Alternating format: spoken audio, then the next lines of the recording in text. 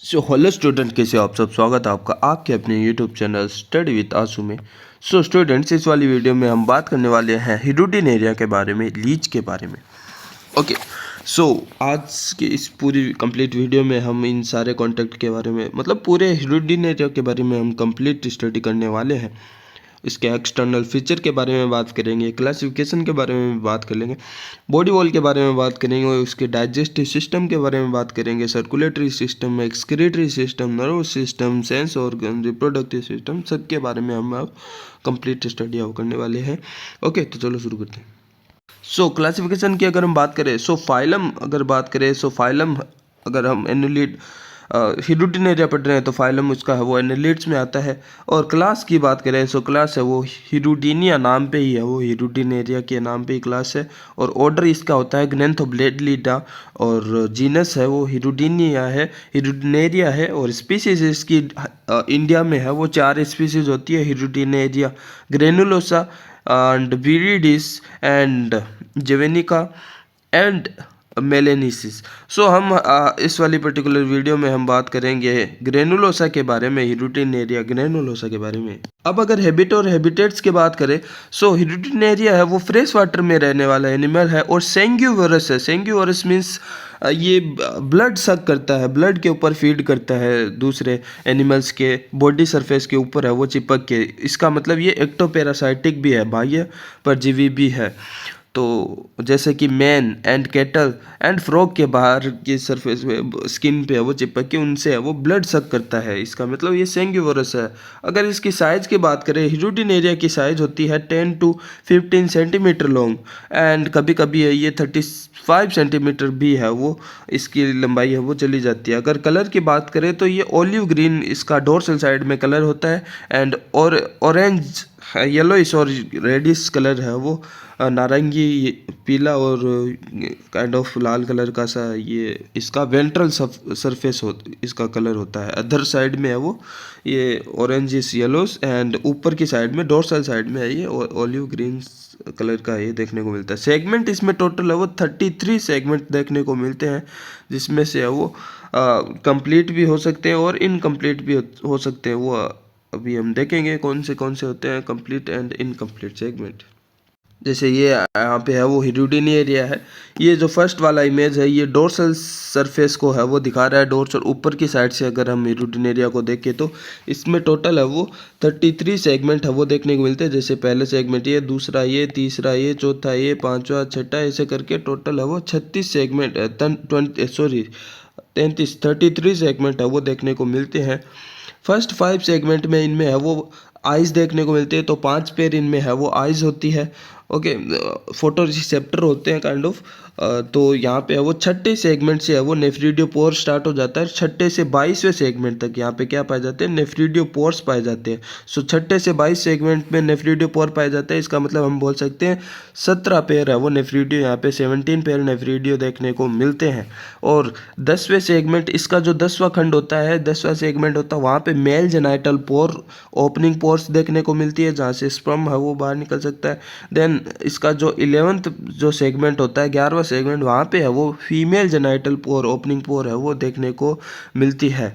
यहाँ पे anterior side में है वो ये माउथ देखने को मिलता है, जो कि प्रोस्टोमियम और नीचे के 3 जो फर्स्ट, सेकेंड और थर्ड सेगमेंट है वो फ्यूज होकर और प्रोस्टोमियम मिलकर है वो एंटीरियर सक्कर बनाते हैं।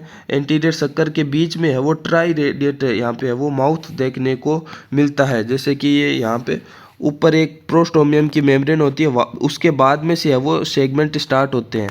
उसके बाद में से यहाँ पे है वो जैसे फर्स्ट सेगमेंट ये हो गया, दूसरा सेगमेंट ये हो गया, तीसरा सेगमेंट ये हो गया।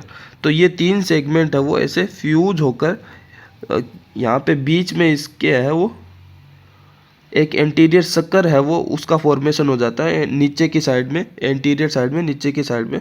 और उसके बीच में है वो ट्राई रेडिएट, यहाँ पे है वो माउथ देखने को मिलता है, ट्राइंगुलर हम बोल सकते हैं। तो माउथ ये देखने को मिलता है, उसके चारों तरफ है वो सक्कर होता है, जो कि प्रोस्टोमियम और 3 सेगमेंट है वो फ्यूज होकर है वो एंटीरियर सक्कर है वो बनाते हैं। ओके, उसके बाद में यहाँ पे है वो एक एंटीरियर सक्कर होता है और एक पोस्टीरियर साइड में चिपकने के लिए पोस्टीरियर सक्कर भी यहाँ पे देखने को मिलता है। तो यहाँ पे और छठे से 22वें सेगमेंट में जहाँ पे नेफ्रिडियोपोर्स पाए जाते हैं वो सेगमेंट्स है वो कंप्लीट सेगमेंट उन्हें बोलते हैं। बाकी सब है वो इनकम्प्लीट सेगमेंट है, वो हम देखेंगे कंप्लीट और इनकम्प्लीट क्या होता है। और अगर हम बात करें 27, इसका जो 27वां सेगमेंट है और 33वां सेगमेंट है, ये 27 से 33 सेगमेंट सारे मतलब 7 सेगमेंट है वो फ्यूज रहते हैं। फ्यूज होके रहा वो पोस्टीरियर पार्ट है वो उसका हिडुटिन एरिया का है वो यहाँ पे बनाते हैं। बॉडी को है वो यहाँ पे बहुत सारे डिवीजन में है वो डिवाइड में है वो डिवीजन कर सकते हैं बॉडी को, क्योंकि जो ऊपर वाला जो 5 सेगमेंट है जहाँ पे आइस मिलते हैं, पहले से 5वां सेगमेंट जहाँ पे आई मिलते हैं उस पार्ट को हम बोलते हैं सेफेलिक रीजन। और जहाँ पे छठे से और 8वां सेगमेंट होता है, छठे से 8वां सेगमेंट क्योंकि हमने देखा कि 10वें और 11वें सेगमेंट में क्या पाए जाते हैं, जेनाइटल पोर पाए जाते हैं। 10वें में मेल और 11वें में फीमेल जेनाइटल पोर, और वहाँ से स्पर्म एंड ओवम मिलके है वहाँ पे क्लाइटेलम है वो उसका फॉर्मेशन होता है। क्लाइटेलम का फॉर्मेशन होता है, काइंड ऑफ कोकून का फॉर्मेशन होता है जिसके अंदर है वो काइंड ऑफ एम्ब्रियो है वो डेवलप हो रहा है। तो वो जो कोकून होता है वो क्लाइटेलम जो कि एक काइंड ऑफ ऐसे उभरा हुआ पार्ट होता है स्किन का, तो वो वहाँ पे 9th से 11th सेगमेंट तक है वो यहाँ पे क्लाइटेलम फॉर्मेशन होता है स्किन का, ऐसे काइंड ऑफ स्वेलन पार्ट। तो इसलिए उस 9th से 11th सेगमेंट को हम बोलते हैं क्लाइटेलम सेगमेंट, क्लाइटेलम वाला पार्ट। एंड उससे पहले वाला यानी छठे से 8वां वाला जो सेगमेंट होगा उसे प्री क्लाइटेलर पार्ट है वो बोलते हैं, मतलब क्लाइटेलर से पहले वाला पार्ट छठे से 8वां वाला सेगमेंट। और क्योंकि 11वें तक है वो क्लाइटेलम पार्ट होता है, तो 11वें के बाद में मतलब 12वां से 22वां वाला पार्ट जो कि कंप्लीट पार्ट होता है 22वें तक, 6 से लेके 22, तो 12वां से 22वां वाला पार्ट उसको मिडल सेगमेंट हम बोल देंगे, जो कि कंप्लीट सेगमेंट भी होगा, वहाँ पे नेफ्रिडियोपोर्स भी होगा। वैसे ही क्लाइटेलर सेगमेंट ये भी कंप्लीट होगा और यहाँ पे नेफ्रिडियोपोर्स भी होंगे, और प्री क्लाइटेलर सेगमेंट भी कंप्लीट होगा और नेफ्रिडियोपोर भी होगा यहाँ पे। और अगर काउडल रीजन की बात करें, मिडल के बाद में जो पीछे वाला रीजन जहाँ पे 23 से 26 वाला सेगमेंट वाला रीजन जो होता है उसको काउडल रीजन बोलते हैं, कॉडल रीजन। सो 23 से 26 वाले सेगमेंट को, जिसमें से है वो, क्योंकि अब यहाँ पे क्योंकि कंप्लीट सेगमेंट और इनकम्प्लीट सेगमेंट क्या होता है, कंप्लीट एक कंप्लीट सेगमेंट मान लो ये है, ठीक है, एक कंप्लीट सेगमेंट मान लो ये है हिडुटिन एरिया का। तो कंप्लीट सेगमेंट अगर है तो इस एक सेगमेंट के अंदर भी है वो ऐसे हॉरिजॉन्टली, अगर हम बात करें 5 कॉलम होते हैं हॉरिजॉन्टली, 5 कॉलम नहीं बोल के हम यहाँ पे जैसे 1 2 3 4 एंड 5 रो हमें है वो देखने को मिलती है, ठीक है। उस 5 रो को भी है वो ऐसे 18 लाइन वर्टिकली है वो काटती है, 18 वर्टिकली लाइन है वो काटती है।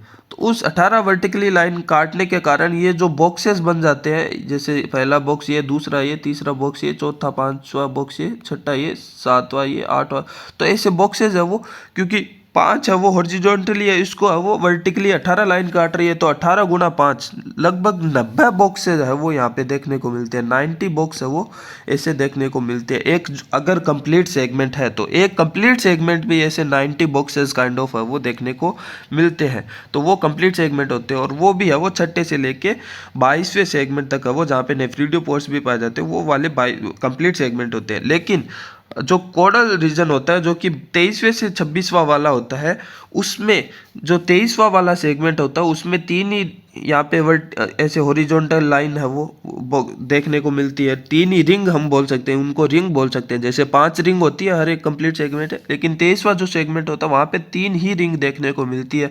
और 24वां और 25वां सेगमेंट होता है उसमें है वो 2 ही रिंग देखने को मिलती है, इसीलिए वो है वो। और बाकी में भी है वो जो इनकम्प्लीट रीजन है, जैसे कि पहले से लेके 5वां वाला भी, उसमें 5 रिंग नहीं देखने को मिलती है। अगर जिसमें भी 5 रिंग है वो कंप्लीट सेगमेंट होता है, जो कि है वो छठे से लेके 22वां सेगमेंट होता है। उसके बाद काउडल के बाद पोस्टीरियर रीजन आता है, जो कि 27वें से लेके 33वें वाला जो सेगमेंट होता है, 27 to 33 सेगमेंट वाला जो रीजन है वो पोस्टीरियर रीजन है, जो कि फ्यूज रहता है 7 उसके सेगमेंट। अब इनकी बात करें, इनकी स्किन के ऊपर सेंसरी रिसेप्टर्स भी होते हैं, जैसे कि यहाँ पे 3 टाइप के रिसेप्टर देखने को मिलते हैं, annular receptor, segmental receptor and ocular receptors. एक एनुलर रिसेप्टर की बात करें, जैसे कि हमने एक सेगमेंट में, कंप्लीट सेगमेंट में 5 रिंग बनाई थी, हर एक रिंग में ये जो आप ब्लू कलर के है वो हर बीच में, हर एक सेगमेंट की हर एक रिंग में, हर एक बॉक्सेस में ये बीच में है वो ये न्यूक्लियस है वो ये रिसेप्टर देखने को मिलते हैं, जिन्हें हम बोलते हैं एनुलर रिसेप्टर। अगर हम बात करें इनको क्या बोलते हैं, इनको बोलते हैं एनुलर रिसेप्टर। ओके, एंड इसके बाद में दूसरा सेगमेंट है सेगमेंटल रिसेप्टर। सेगमेंटल रिसेप्टर यहाँ पे आपको रेड कलर में देखने को मिलता है। ये है वो सारे बॉक्सेस में नहीं होता है, ये देखो, एक तो जो साइड जो मार्जिनल वाला पार्ट होता है, ये मार्जिनल वाला पार्ट है, एक तो किनारे वाले पार्ट में होंगे, एक आउटर किनारे वाले पार्ट में होंगे और एक इनर किनारे वाले पार्ट में। तो इसलिए इनको है वो बोलते हैं कि ये मार्जिनल हो गया और ये आउटर लेटरल हो गया और ये इनर लेटरल हो गया। ठीक है, तो एक तो मार्जिनल हो जाएगा, एक आउटर लेटरल सेगमेंटल रिसेप्टर हो जाएगा, एक इनर लेटरल सेगमेंटल रिसेप्टर हो जाएगा, एंड एक हो जाएगा मिडल वाले में, मिडल में बीच में हो जाएगा एक पेयर। सो ये मिडल में हो जाएगा।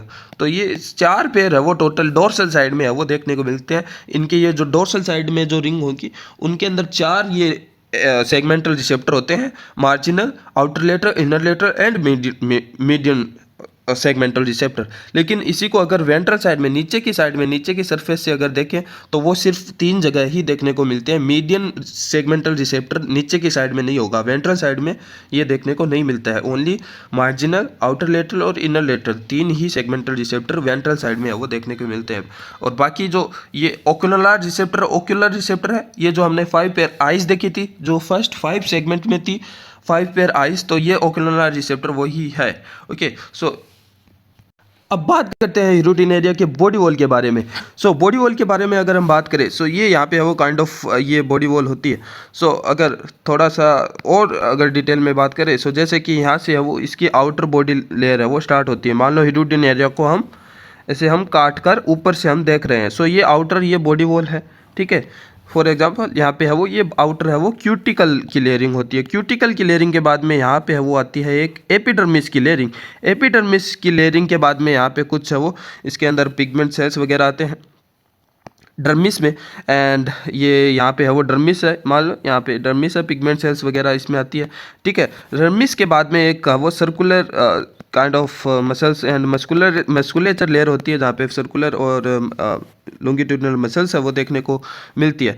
उन मसल्स के बाद में यहाँ पे है वो अंदर की साइड में वो यहाँ पे हमें बोट्राइडियल टिश्यू है वो देखने को मिलते हैं, जो कि है वो एलिमेंट्री कैनाल, जो कि अंदर क्या होती है, सबसे लास्ट में बॉडी के अंदर है वो क्या होती है, एलिमेंट्री कैनाल होती है, आहार नाल होती है।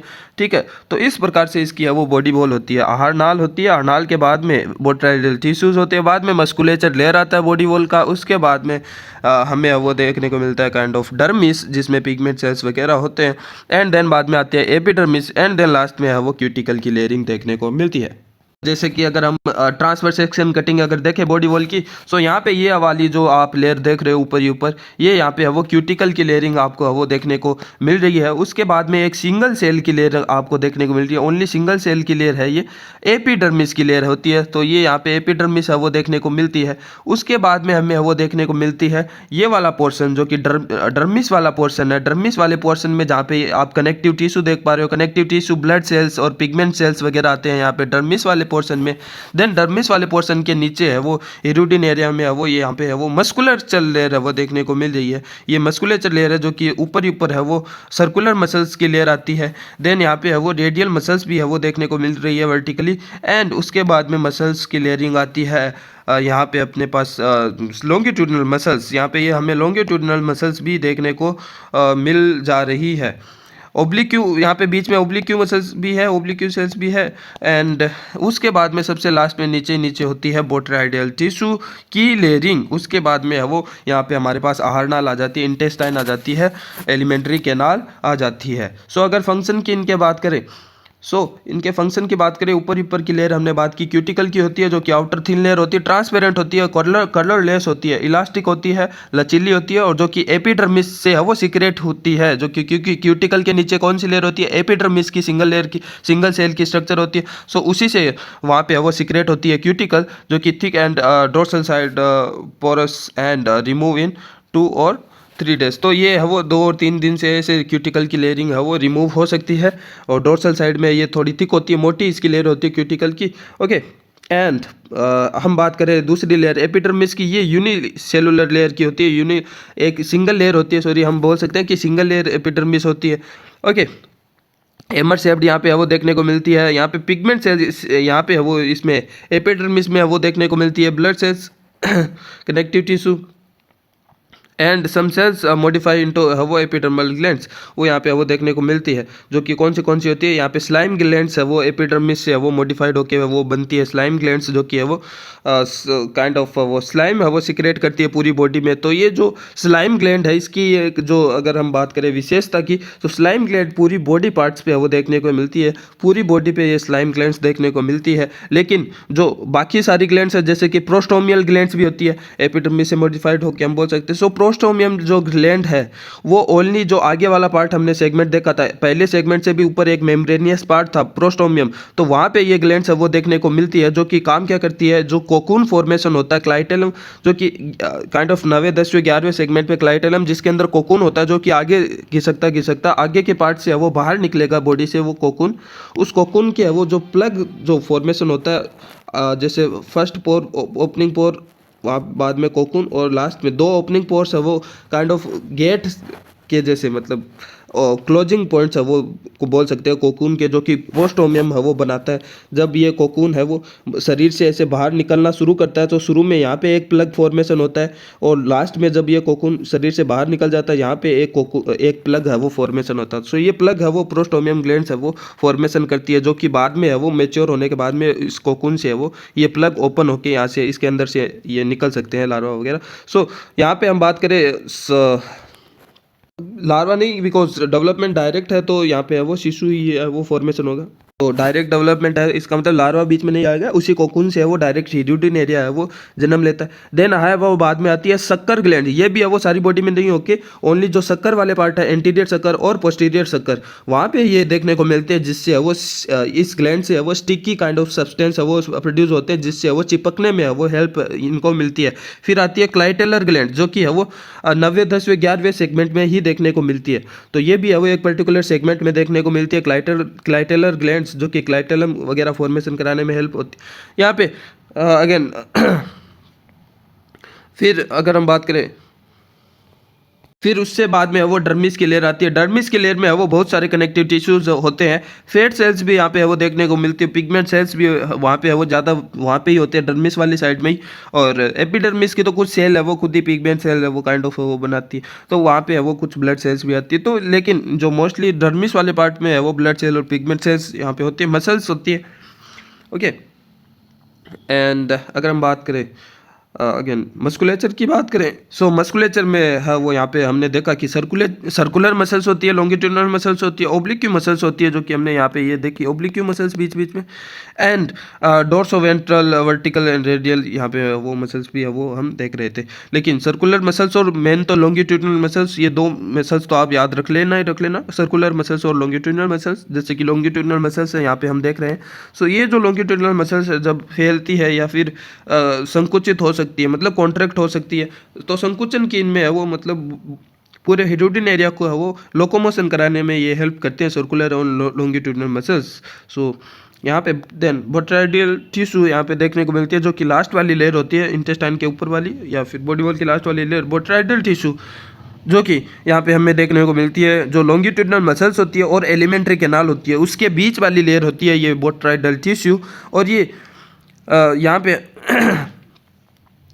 कॉम्पैक्ट होती है ये, और ये पैकेजिंग वगैरह में ही हेल्प करती है, और यहाँ पे इसका ज़्यादा फंक्शन है वो नाउन नहीं है यहाँ पे, ये इसके अंदर है वो ये हो सकता है कि फैट सेल प्रोड्यूस करे, येलो सेल और फैट सेल इसके अंदर हो सकती है, तो ये माना जाता है, लेकिन इसका कोई भी है वो कंफर्म फंक्शन नोन नहीं है। पैकेजिंग का ये सिंपली है वो काम करती है। सो अब हम बात करते हैं डाइजेस्टिव सिस्टम के बारे में। So digestive system of hirudinaria.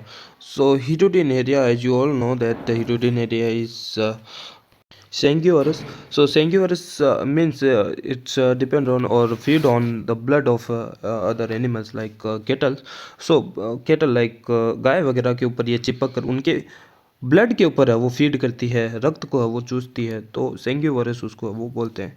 So hirudinaria की alimentary canal consisting of following parts like mouth, buccal cavity, pharynx, oesophagus, crop, stomach, intestine and rectum. So ये सारे पार्ट्स है वो अभी हम थोड़ा ब्रीफ में है वो स्ट्रक्चर से है वो देख लें।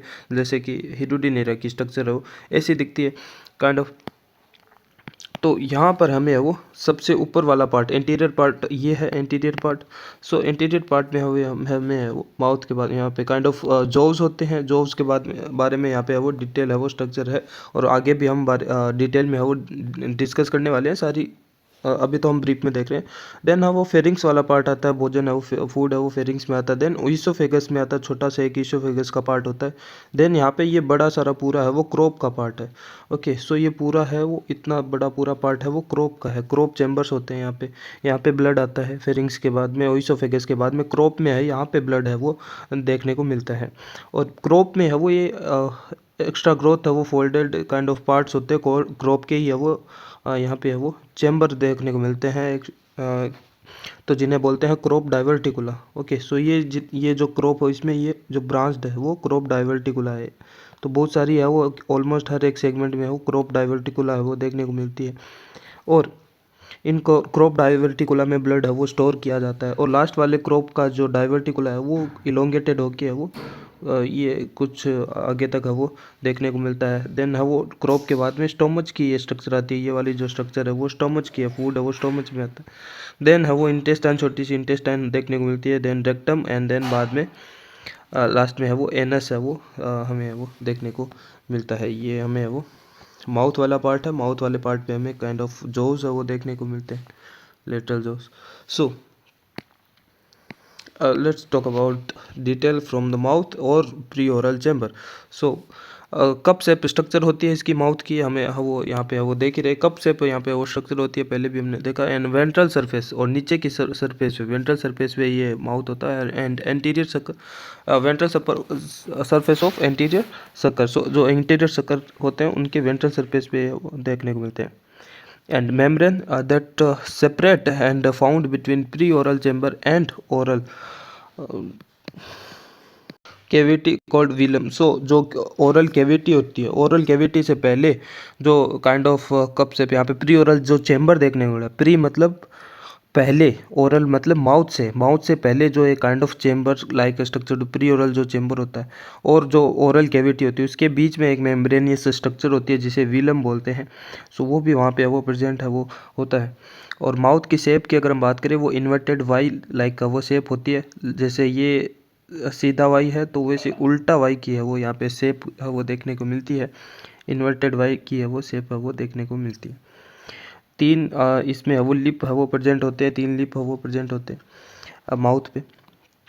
देन माउथ के बाद में बकल कैविटी में है वो फूड इंटर करता है, अर्थात food means blood. Okay, so mouth open into buccal cavity and lined by mucous membrane. So जो बकल कैविटी है वो पूरी म्यूकस काइंड ऑफ मेम्ब्रेन होती है उससे है वो लाइंड होता है। And where 3 semilunar jaws are present. Okay, तो ये जो जॉव्स हम देख रहे हैं वो 3 यहाँ पे है वो जॉव्स है वो हमें देखने को मिलते हैं। So each jaw laterally compressed with muscular cushion covered by cuticle, and this cuticle form a denticle at the free end of the jaw। तो यहाँ पे है वो हमें क्यूटिकल के यहाँ पे जॉव्स टीथ काइंड ऑफ है वो देखने को मिल रहा है। ये यहाँ पे है वो टीथ है वो में है वो डेंटिकल टीथ है वो काइंड ऑफ क्यूटिकल्स के है वो देखने को है वो मिल रहे हैं। Then denticles are arranged in a row, hence called monostichodont like एक पंक्ति दंती। हिंदी में अगर हम बात करें एक पंक्ति दंती हम वो बोलते हैं क्योंकि एक काइंड ऑफ लाइन में है वो व्यवस्थित होते हैं, अरेंज्ड होते हैं। So hence called मोनोस्टिकोडोंट।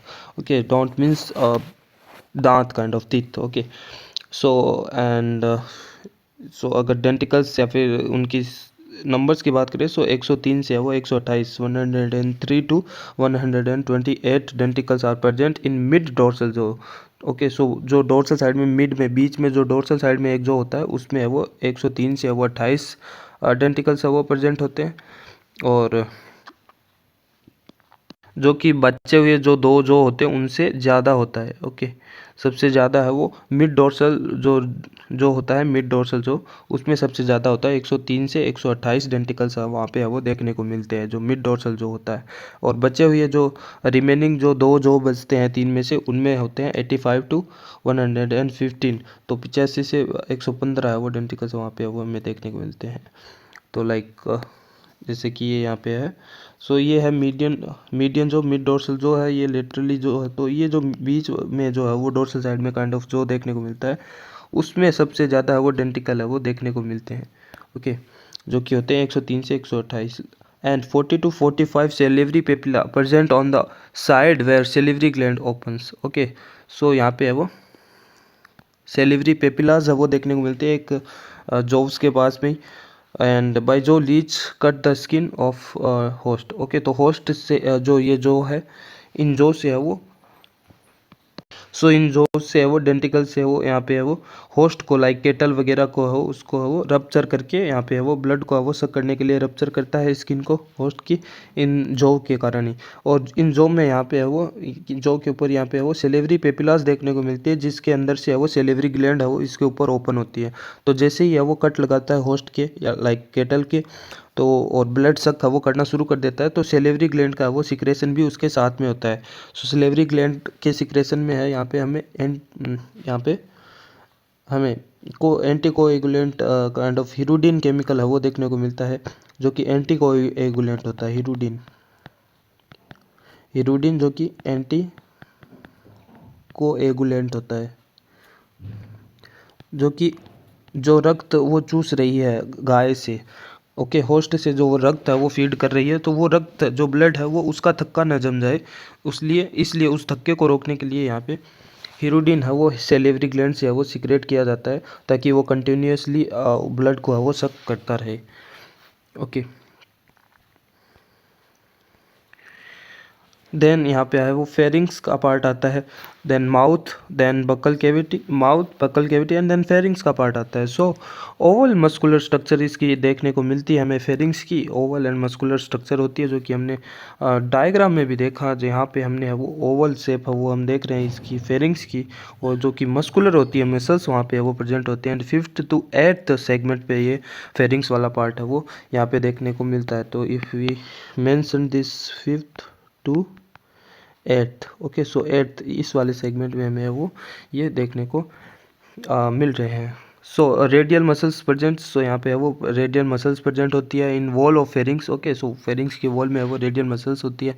Then that provide suction ability, suction pump. Okay, so इस मसल्स के कारण ही है वो यहाँ पे है वो सक कर पाती है, रक्त को चूस पाती है। Okay, so and then many single cell pairs have a salivary gland present all around the outside of the pharynx was duct open into the salivary papilla।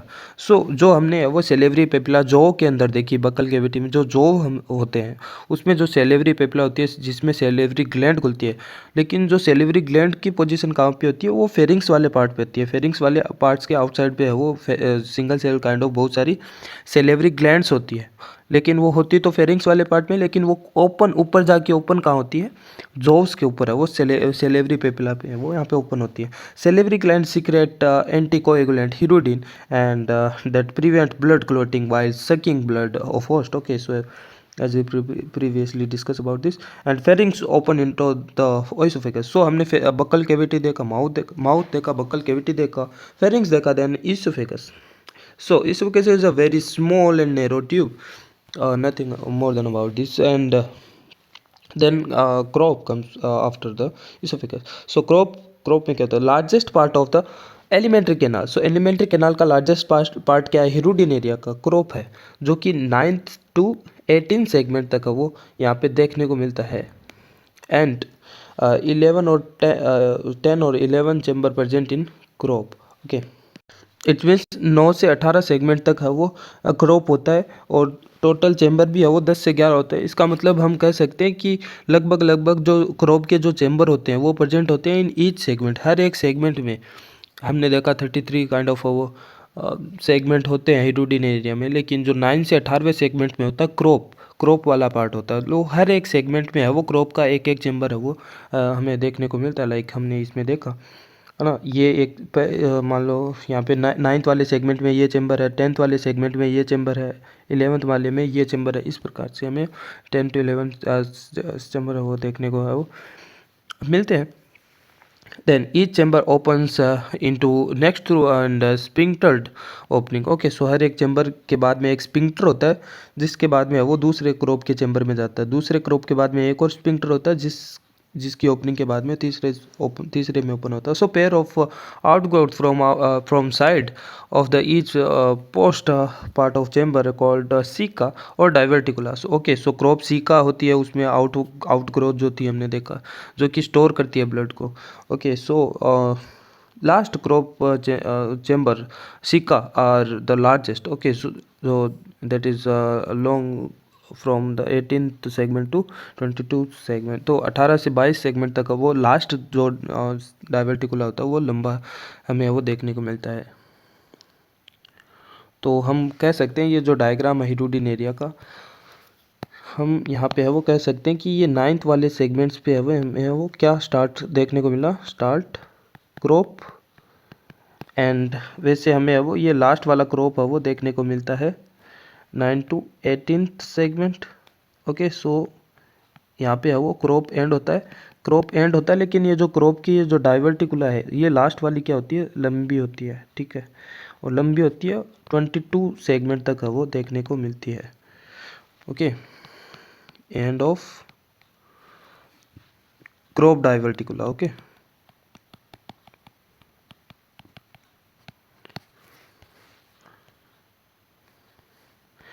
So then आता है stomach. So heart shape structure यहाँ पे वो देखने को मिलती है stomach की एट द 19th सेगमेंट, 19वें सेगमेंट में हमें स्टोमच देखने को मिलता है। Sphincter like pore present that control entry of the blood from the crop to the stomach. So crop और स्टोमच के बीच में एक स्पिंक्टर होता है, अगेन एक पोर होता है, जिससे वो काइंड ऑफ वो कंट्रोल हो सकता है एंट्री को, ब्लड को कब एंट्री कराना है क्रोप से स्टोमच के अंदर, तो वो एंट्री कर सकता है कि स्पिंक्टर देखने को मिलता है क्रोप और स्टोमच के बीच में।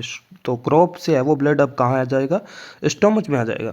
And secretory and absorptive both type of cell are present at the lume inner lining of the stomach. So stomach की जो इनर लाइनिंग होती है वहाँ पे ये बहुत सारी सेल्स देखने को मिलती है, जो कि अब्जॉर्ब भी कर सकती है न्यूट्रिशन को या और ब्लड के न्यूट्रिशनल पार्ट को, एंड कुछ एंजाइम को भी सीक्रेट है वो स्टोमच है वो कर सकता है। देन आता है intestine present at the 20 to 22 segment. Okay, so 20 से 22 सेगमेंट तक वो हमें वो देखने को मिलता है। सो यहाँ पे हमने है वो यहाँ पे हमें स्टोमच है वो देखने को मिला 19वें सेगमेंट पे, एंड देन हमें वो इंटेस्टाइन देखने को मिलती है 19वें सेगमेंट के बाद में 20 से 22वें सेगमेंट तक हमें वो इंटेस्टाइन है वो देखने को मिलती है।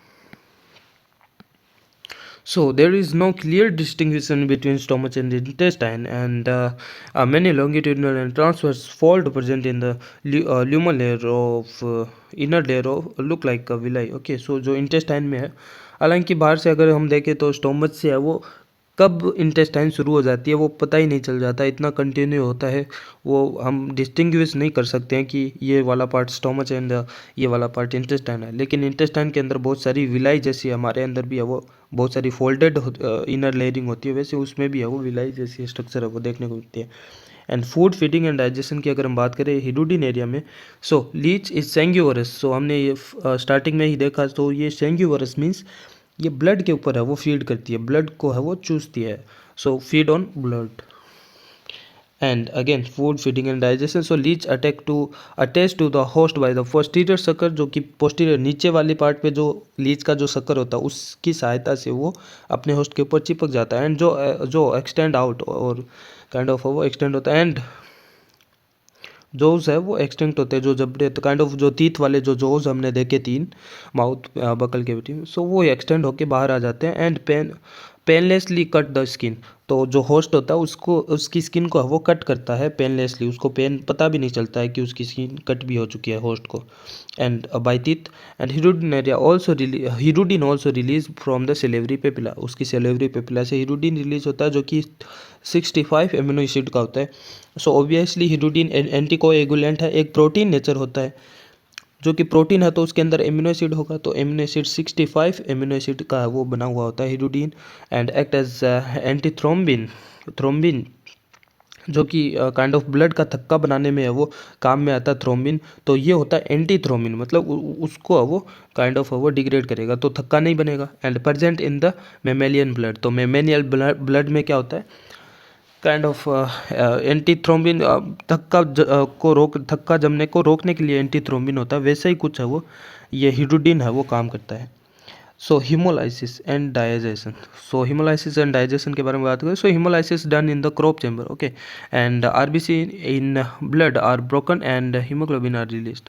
सो जो क्रॉप में है वो हिमोलाइसिस हमें है वो देखने को मिलती है। बहुत सारे क्रॉप चैम्बर हमने देखा, ऑलमोस्ट 10 to 11 क्रॉप चैम्बर है वो हमें देखने को मिल रहे थे हिरुडिन एरिया के 9th से 18th सेगमेंट में है वो क्रॉप हमें देखने को मिल रही है। सो उन क्रॉप में है वो होस्ट का जो ब्लड होता है, ब्लड में जो आरबीसी होती है उसको डिग्रेड किया जाता है, ओके, एंड हीमोग्लोबिन आरबीसी है वो हीमोग्लोबिन है वो अलग कर लिया जाता है, हीमोग्लोबिन को रिलीज कर दिया जाता है एंड सॉल्यूशन मेड, ओके, और सॉल्यूशन बना लिया जाता है उसका। एंड वाटर क्वांटिटी को हवा अलग ऑब्जर्व कर लिया जाता है बॉडी में from it. And now blood convert into the jelly like substance, okay, so because water को वो ऑब्जर्व कर लिया है ब्लड में से एंड अगेन आरबीसी को डिग्रेड करके हीमोग्लोबिन को अलग कर दिया, तो वो जेली लाइक सब्सटेंस में है वो कन्वर्ट हो जाता है बिकॉज वाटर है वो ऑब्जर्व कर लिया जाता है and go in the stomach. So इसके बाद में ये जो जेलिक लाइक सॉल्यूशन मेड हुआ है बना है after absorption of water and degradation of RBC and releasing of haemoglobin, so उसके बाद में जो वो ब्लड बचा है वो क्रॉप से है वो चला जाएगा स्टोमच में, ड्रॉप बाय ड्रॉप, एक बूंद बूंद करके है वो स्टोमच में जाता है, where it degrade digest, okay, तो स्टोमच में बाद में और ज़्यादा वो डाइजेस्ट होता है। So blood colour become green in stomach, so stomach में है वो ब्लड का कलर है वो ग्रीन हो जाता है because from haemoglobin only globin use as a food, okay, so haemoglobin में से ग्लोबिन वाला जो प्रोटीन होता है वही हमें हमें है वो यहाँ पे है वो एज ए फूड है वो उसके अंदर है वो हीमोग्लोबिन के अंदर है वो देखने को मिलता है। So digestion of the protein in alkaline medium by hydrolytic enzyme in alimentary canal, okay, like so hydrolytic enzyme के थ्रू है वो प्रोटीन का वो एलिमेंट्री कैनाल में है वो डाइजेशन किया जाता है हाइड्रोलाइटिक एंजाइम के through, okay. So absorption take place in intestine in the haemocoelomic vessels, okay, so जो एलिमेंट्री कैनाल है जस्ट उसके पास में है वो हीमोसिलोमिक काइंड ऑफ वेसल्स होती है जिसके अंदर हीमोसिलोमिक फ्लूइड है वो ट्रेवल करता रहता है, ओके, सो उसके अंदर उस स्पेस के अंदर एलिमेंट्री कैनाल से इंटेस्टाइन से वो ऑब्जर्व हो जाता है न्यूट्रिशन और ऑब्जर्व हो गया वो हीमोसिलोमिक स्पेस में वो चला जाता है and undigested food reach to the rectum and then the from the anus opening, so from out from the anus opening, so undigested food होता है वो इंटेस्टाइन से बाद में रेक्टम में जाके रेक्टम से बाद में एनस से होके शरीर से बाहर है वो निकल जाता है। After digestive system now we are going to talk about hemocoelomic system और सर्कुलेटरी सिस्टम। तो हीमोसिलोमिक सिस्टम कैसे है वो blood kind of over travel है वो करता है पूरी बॉडी में, किस प्रकार का पाथवे होता है वो सारा हम वो यहाँ पे देखने को वाले हैं। सो body coelom reduced into the channels and called hemocoelomic channel where hemocoelomic fluid travel, okay, so like जब हम अभी हीमोसिलोमिक सिस्टम के बारे में पढ़ेंगे तो हमें देखने को मिलेगा कि यहाँ पे है वो डोर्सल साइनस लाइक वेसल्स जैसी हमें वो स्ट्रक्चर देखने को मिलेगी पूरी बॉडी में, ओके। फिर भी आप बोलोगे कि वेसल्स में वो ट्रेवल कर रहा है काइंड ऑफ आर्टरी जैसी ये वेसल्स हो रही है उसके अंदर ट्रेवल कर रहा है, तो इसमें क्लोज टाइप का सर्कुलेटरी सिस्टम हम क्यों नहीं बोलते हैं, ओपन टाइप का क्यों होता है? ओपन टाइप का इसलिए होता है क्योंकि ये जो वेसल्स बन रही है, ये जो वेसल्स बन रही है जिसके अंदर ब्लड ट्रेवल कर रहा है, काइंड ऑफ हीमोसिलोमिक फ्लूइड हम बोल सकते हैं, ब्लड तो काइंड ऑफ होस्ट का होता है, तो इसमें ये जो काइंड ऑफ ब्लड ट्रेवल कर रहा है, तो वो जो ये जो वेसल्स बन रही है, जो चेम्बर बन रहे हैं, ये जो साइनस है, ये चेम्बर बन रहे हैं, वो सीलोम के ही रिड्यूस होने से बन रहे हैं। एक बात को समझिए आप, एलिमेंट्री कैनाल के चारों तरफ सीलोमिक स्पेस होता है, एक सीलोम का बना हुआ, ओके, प्रगुहा जिसे हम बोलते हैं सीलोम। तो वही अलग अलग जगह है, वो सीलोम है, वो बहुत सारी सीलोम है, वो रिड्यूस होके ये वेसल्स है वो फॉर्मेशन कर रही है। वो ये ट्रू आर्टरी, ट्रू वेसल्स नहीं है, ट्रू वेंस वगैरह नहीं है, ये सीलोम ही रिड्यूस होके ये चैनल बना रही है वेसल्स जैसी। ओके, तो इनडायरेक्टली हम कह सकते हैं ये जो ब्लड है वो कहाँ ट्रेवल कर रहा है, सीलोम में ही ट्रेवल कर रहा है, सीलोम से ही ये चैनल बने, तो ये सीलोम में ही ट्रेवल कर रहे हैं। इसीलिए तो हम इनको बोल रहे हैं हीमोसीलोमिक सिस्टम, और हीमोशियोल बोल रहे हैं, है ना, ये जो स्पेस होते हैं हीमोशियोल बोल रहे हैं, है ना, हीमोशिलोमिक फ्लूइड बोल रहे हैं। तो इसीलिए ही तो हम बोल रहे हैं शियोल यहाँ पे हर एक नाम में आ रहा है, हीमोशिलोमिक सिस्टम यहाँ पे सीलोम नाम आ रहा है ना, तो इस सीलोम का ही पार्ट है। इसलिए ही इसको हम क्लोज टाइप का नहीं बोल के हम ओपन टाइप का हम वो बोलेंगे। ओपन टाइप का है वो हीरोडिनेरियम में, ओपन टाइप का वो सिस्टम, सर्कुलेटरी सिस्टम है वो देखने को मिलता है। बाकी सारे एनालिड्स में है वो हमें है वो क्लोज टाइप का वो देखने को मिलता है। सो यहाँ पे है वो 4 हीमोसिलोमिक चैम्बर हमें वो देखने को मिलते हैं, जो कि एक वो काइंड ऑफ डोर्सल होता है, एक होता है वेंट्रल, और 2 होते हैं लेटरल, जो कि इस वाली इमेज में अगेन हमें देखने को मिलता है। ये जो ऊपर पे जो होता है वो होता है डोर्सल, नीचे ही नीचे जो होता है वो होता है वेंट्रल, और जो एक ये है राइट साइड में। ओके, सो इमेज में 2D दिख रहा है, लेकिन ये है 3D में, आप मान लो ये राइट साइड में, ये है लेफ्ट साइड में, ये लेटरल, दोनों लेटरल साइड है वो होते हैं। So if you talk about the dorsal sinus, so and wall is non-contractile and a valve absent in the dorsal channel and flow is directed as posterior to anterior. So इसकी ये जो wall होती है ये non contractile होती है। Okay, ये क्या होती है, नॉन कॉन्ट्रेक्टाइल होती है, संकुचन नहीं कर सकती है डोर्सल ये जो साइनस है, और इसके अंदर कोई वॉल्व वगैरह भी नहीं होती है, कपाट वगैरह भी नहीं होते हैं। और इसका जो फ्लो है, डायरेक्शन है, वो पोस्टीरियर टू एंटीरियर है, मीन्स इनमें जो ब्लड है वो ट्रेवल करेगा, ये मान लो पोस्टीरियर एंड है, ये है एंटीरियर एंड, आगे वाला, बॉडी का आगे वाला पार्ट है माउथ की तरफ। तो ब्लड जो काइंड ऑफ ट्रेवल करता है वो पोस्टीरियर, तो इसके अंदर है वो इंटीरियर, इस साइड में है वो ट्रेवल है वो करता है blood flow. Then if you talk about next about the dorsal channel, so at 22 segment it divide into two part. Both part comes from laterally surrounding rectum and meet to the ventral channel at the 26 segment. So ये बोल रहा है कि ये जो dorsal sinus हमने अभी ये वो इमेज में देखा, जो कि यहाँ पे इस वाली इमेज में ये है डोर्सल साइनस, और ये वेंट्रल साइनस ही है जो कि नीचे नीचे होता है। ये जो डोर्सल साइनस है जो कि ऊपर ऊपर होता है, वो डोर्सल साइनस हीरोटिन एरिया के पोस्टीरियर साइड में, जो कि 22 वाला सेगमेंट होता है, वहाँ पे ये 2 पार्ट में डिवाइड हो जाता है। ये डोर्सल साइड, एक पार्ट ये रहा, एक पार्ट ये रहा, एंड दूसरा पार्ट ये रहा। आप ये दूसरा पार्ट देख सकते हो, ये 2 पार्ट में डिवाइड हो जाता है। और यहाँ पे पार्ट, यहाँ पे बीच में होता है रेक्टम, रेक्टम के सराउंडिंग चारों तरफ है वो, ये 2 पार्ट में वो डिवाइड हो जाता है। ओके, एंड 2 पार्ट में काइंड ऑफ वो डिवाइड होने के बाद में हमें ये 26 वाला जो सेगमेंट है, जो हीरोटिन एरिया का 26वां सेगमेंट आता है, उसमें आके ये इस वेंट्रल वाले चेम्बर में है वो आके मिल जाता है। ये जो डोर्सल साइनस है वो वेंट्रल वाले चेम्बर में आके है वो ओपन हो जाता है 26वें सेगमेंट में। 22वें सेगमेंट में डोर्सल चेम्बर हुआ 2 ब्रांच में डिवाइड, और रेक्टम के चारों तरफ चल के नीचे 26वें सेगमेंट में क्या हो गया, वेंट्रल चेम्बर जो है, वेंट्रल साइनस जो है उसमें आके मिल गया।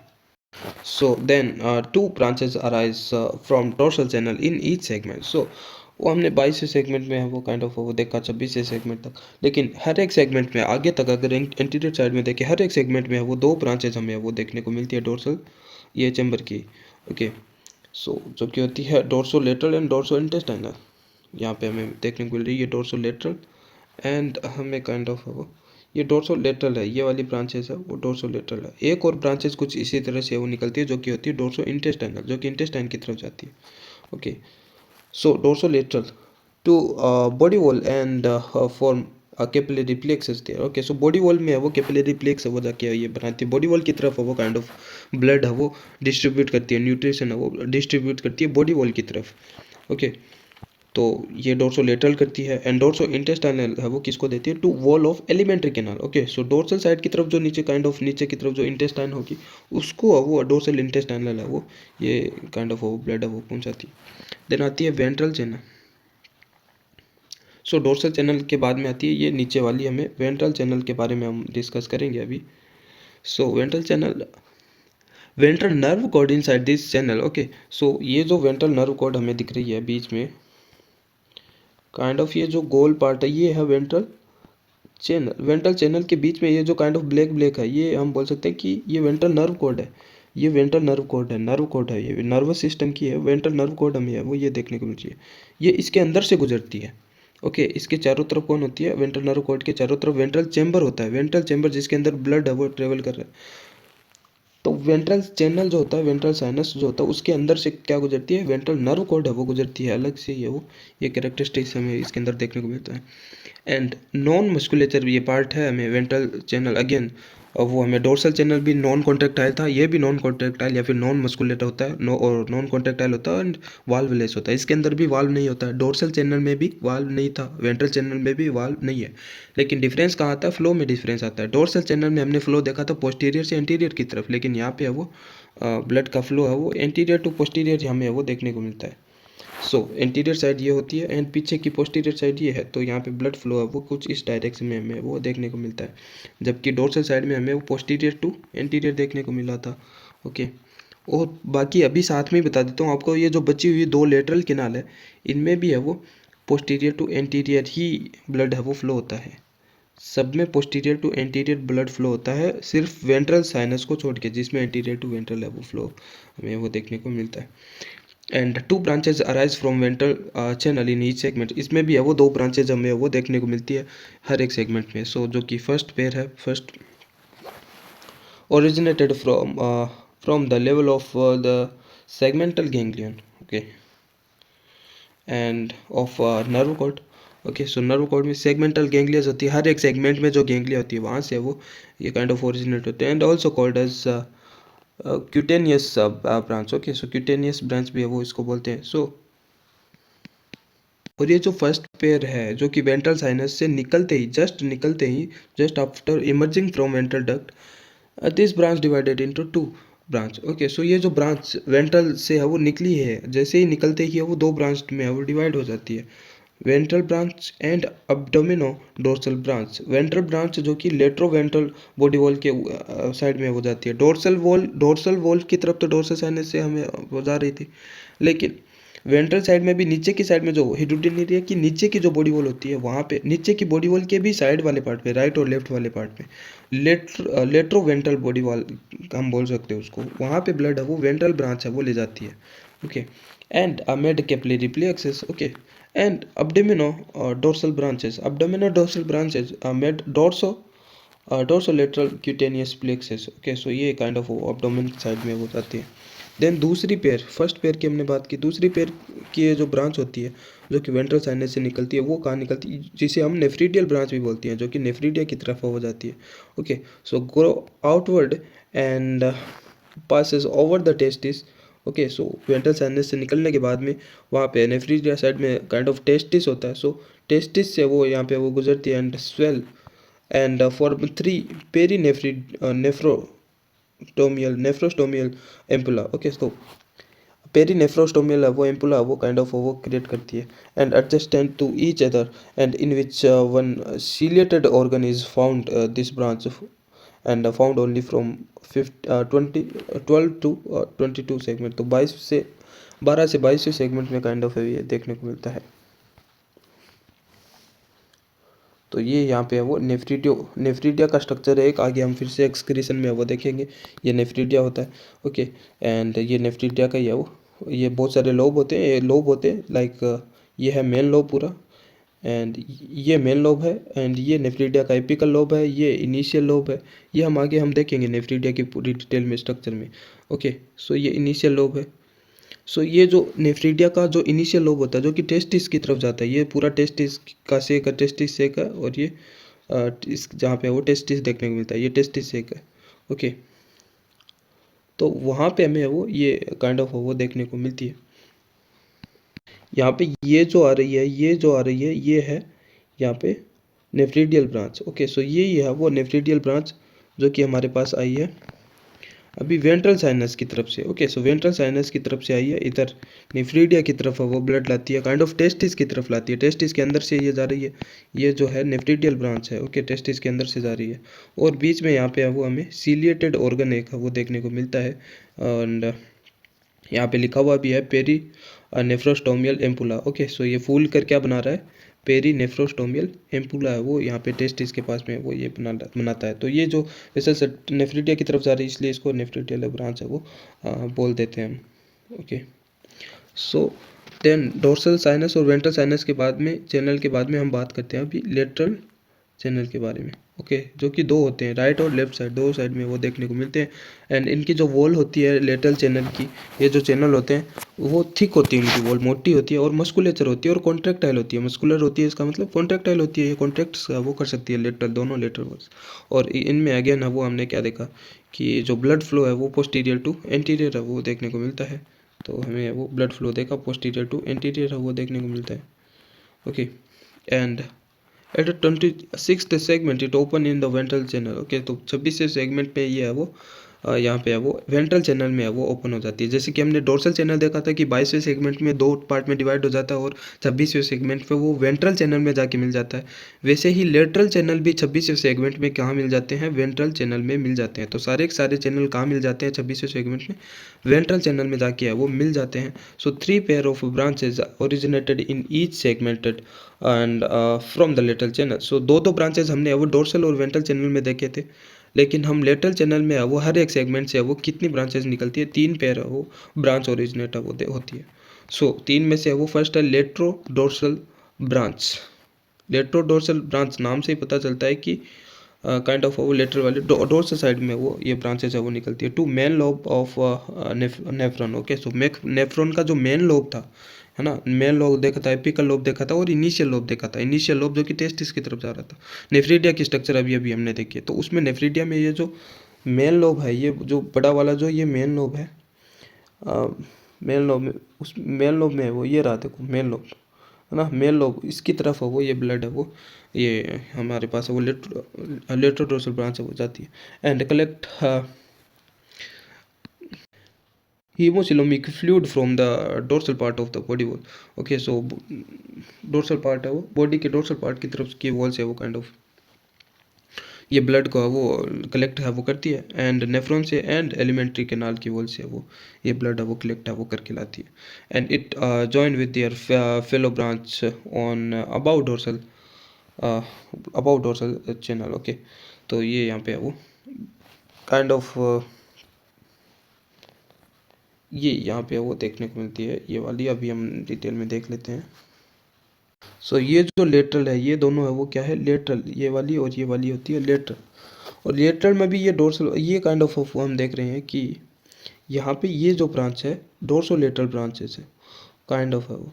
Okay, dorso lateral dorsal kind of branch है ये, इस ब्रांच से वो ये जो ब्रांच निकल रही है, ये जो डोर्सल वाला जो चेम्बर है उसके ऊपर से एक घूम के एक यही ब्रांच आएगी, उससे डोर्सल वाले चैम्बर से ऊपर से वो घूम के आएगी और काइंड ऑफ इसको हम बोलते हैं घूम के ये आएगी और वापस से दूसरा वाला जो लेफ्ट काइंड ऑफ मान लो राइट वाले इस वाले लेटरल चैम्बर से वो एक इसकी ब्रांच निकली और वो ऊपर वाले डोर्सल वाले चैम्बर से वो घूम के लेफ्ट वाले जो लेटरल वाला चैनल है उसके साथ में ये मिल जाएगी, उसके जो साथी यानी राइट वाले जो लेटरल है उसका साथी कौन होगा, लेफ्ट वाला लेटरल चैनल।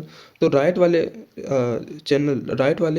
लेटरल चैनल से है वो निकल के ये ब्रांच ऊपर से घूम के डोर्सल वाले के ऊपर से है वो घूम के लेफ्ट वाले है वो लेटरल चैनल के साथ में ये आके वो जुड़ जाती है, जिसे हम बोलते हैं dorsal commissure of lateral. Okay, so dorsal commissure of lateral उसको हम बोलते हैं क्योंकि यहाँ पे वो दो एक जैसी लेटरल चैनल को वो ये जोड़ती है, इसलिए ये कमीसर हो गई। और वो भी किस को, dorsal commissure of lateral. Okay, lateral को जोड़ती है और डोर्सल चैनल के ऊपर से होके आती है, इसलिए इसको डोर्सल कमीसर ऑफ लेटरल है वो बोलते हैं, जिसकी टोटल नंबर होती है 17 मतलब 17 सेगमेंट में देखने को मिलती है, वो भी कौन से छठे से 22वें सेगमेंट में ये है वो कमीसर है वो देखने को मिलती है। दोनों लेटरल चैनल है वो आपस में जुड़े रहते हैं इसके दौरान डोर्सल कमीसर ऑफ लेटरल से। सो लेट्रो डोर्सल के बाद में लेट्रो वेंट्रल की लेटरल की अगर हम बात करें, जो कि लेट्रो मतलब लेटरल वाले साइनस और लेटरल मतलब लेटरल वाले साइनस से भी जो ब्रांच जो कि लेटरल की साइड में जा रही है, पासरवी साइड में जा रही है, वो वाली होती है कलेक्टिंग डक्ट होती है, मतलब कलेक्ट करती है हिमोसिलोमिक फ्लूइड को कहाँ से, नेफ्रॉन से, again lateral surface of body wall, because lateral side में जा रही है ना, पासरवी साइड में जा रही है, किनारे वाली साइड, दोनों तरफ राइट एंड लेफ्ट साइड में, तो वहाँ से वो कलेक्ट करती है ब्लड को, and this open into the lateral dorsal duct, okay, जिसे हम बोलते हैं लेटरल कमीसर। ओके, सो लेटरल डोर्सल डक्ट में वो ये ओपन होती है। सो ये जो लेटरल डोर्सल हमने पढ़ा और ये लेटरल पढ़ा, दोनों ये कलेक्टिंग डक्ट है। देन आती है लेट्रो वेंट्रल ब्रांच। लेट्रो वेंट्रल ब्रांच जो नाम से पता चलता है, लेट्रो पहले नाम आ रहा है मतलब लेटरल साइनस से, कौन सी ब्रांच, वेंट्रल ब्रांच, मतलब लेटरल साइनस से वेंट्रल की साइड में जो ब्रांच जा रही है, जो कि डिस्ट्रीब्यूटरी होती है, डिस्ट्रीब्यूशन का काम करती है। A branch go to nephridia and latero ventral body wall, so latero ventral body walls में जाती है एंड नेफ्रिडिया में जाती है, डिस्ट्रीब्यूट करती है ब्लड को, and this branch diverse into two branch and meet with their fellow same to diverging branch at below ventral chamber, and this rhomboid structure called ventral commissure of lateral. Okay, and from this rhomboids, three longitudinal intersegmental commissure arise that connect to two different segment ventral commissure of lateral। सो यहाँ पे उसको वो ये kind of वो जोड़ती है। सो इसको अगर हम डिटेल में इसी वाली इमेज में देखें तो अगेन ये वाली है, ये वाली हमारी है, ये वेंट्रल है, पहली वाली वेंट्रल, ये राइट वाली हम सॉरी लेफ्ट वाली वेंट्रल मान लेते हैं और ये मान लेते हैं राइट वाली। ओके, सो ये जो राइट वाली वेंट्रल है, इससे इससे ये जो नीचे की साइड में नीचे मत, हालांकि ये देखो कौन सा है, राइट वाला लेटरल ब्रांच है ना, क्योंकि ऊपर वाला डोर्सल देखा, नीचे वाला वेंट्रल देखा था, और दोनों साइड में कौन सी होती है, लेटरल होती है, तो ये राइट वाला लेटरल है, और इस लेटरल से ये जो नीचे की तरफ निकलती है, नीचे मतलब वेंट्रल, तो लेट्रो वेंट्रल ब्रांच हो गई। ओके, तो जैसा नाम है वैसा ही है इनका है वो काम होता है। सो लेट्रो वेंट्रल ब्रांच होती है। ये लेट्रो वेंट्रल ब्रांच थोड़ा आगे चलती है, क्या दो पार्ट में डिवाइड हो जाती है, ठीक है, दो पार्ट में डिवाइड हो जाती है, और ये ब्रांच आगे चल के, ये दोनों ब्रांच है वो आपस में मिलके यही ब्रांच लेट्रो वेंट्रल ब्रांच ही है वो दूसरे वाले लेटरल साइनस के साथ में जुड़ जाती है। लाइक राइट लेटरल ब्रांच से निकली थी और लेफ्ट जो लेटरल चैनल है उसमें जाके ये मिल जाती है। तो अगेन दो सेम लेटरल चैनल को जोड़ने वाली को बोलते हैं हम कमीसर। तो ये कौन सी कमीसर है, वेंट्रल से होके आ रही है, वेंट्रल चैम्बर से, ये जो वेंट्रल चैम्बर है उसके नीचे से घूम के आ रही है, तो इसलिए इसको क्या बोलेंगे, ventral commissures of laterals. Okay, laterals की ये commissure, ventral commissure of lateral. Okay, और ये जो बिकॉज दोनों ब्रांच हो गई और ब्रांच होके आगे से वापस से वो मिल गई, तो इसलिए इसको ये जो रोमोइड स्ट्रक्चर है वो क्रिएट है वो कर रही है। अगेन इसके अंदर है वो फिर से समझे तो ये है वो काइंड ऑफ लेट्रो हिमोसिलोमिक चैनल है, ये वाला भी है वो लेट्रो हिमोसिलोमिक चैनल है। ये मान लेते हैं, ये राइट वाला मान लेते हैं और ये लेफ्ट वाला मान लेते हैं।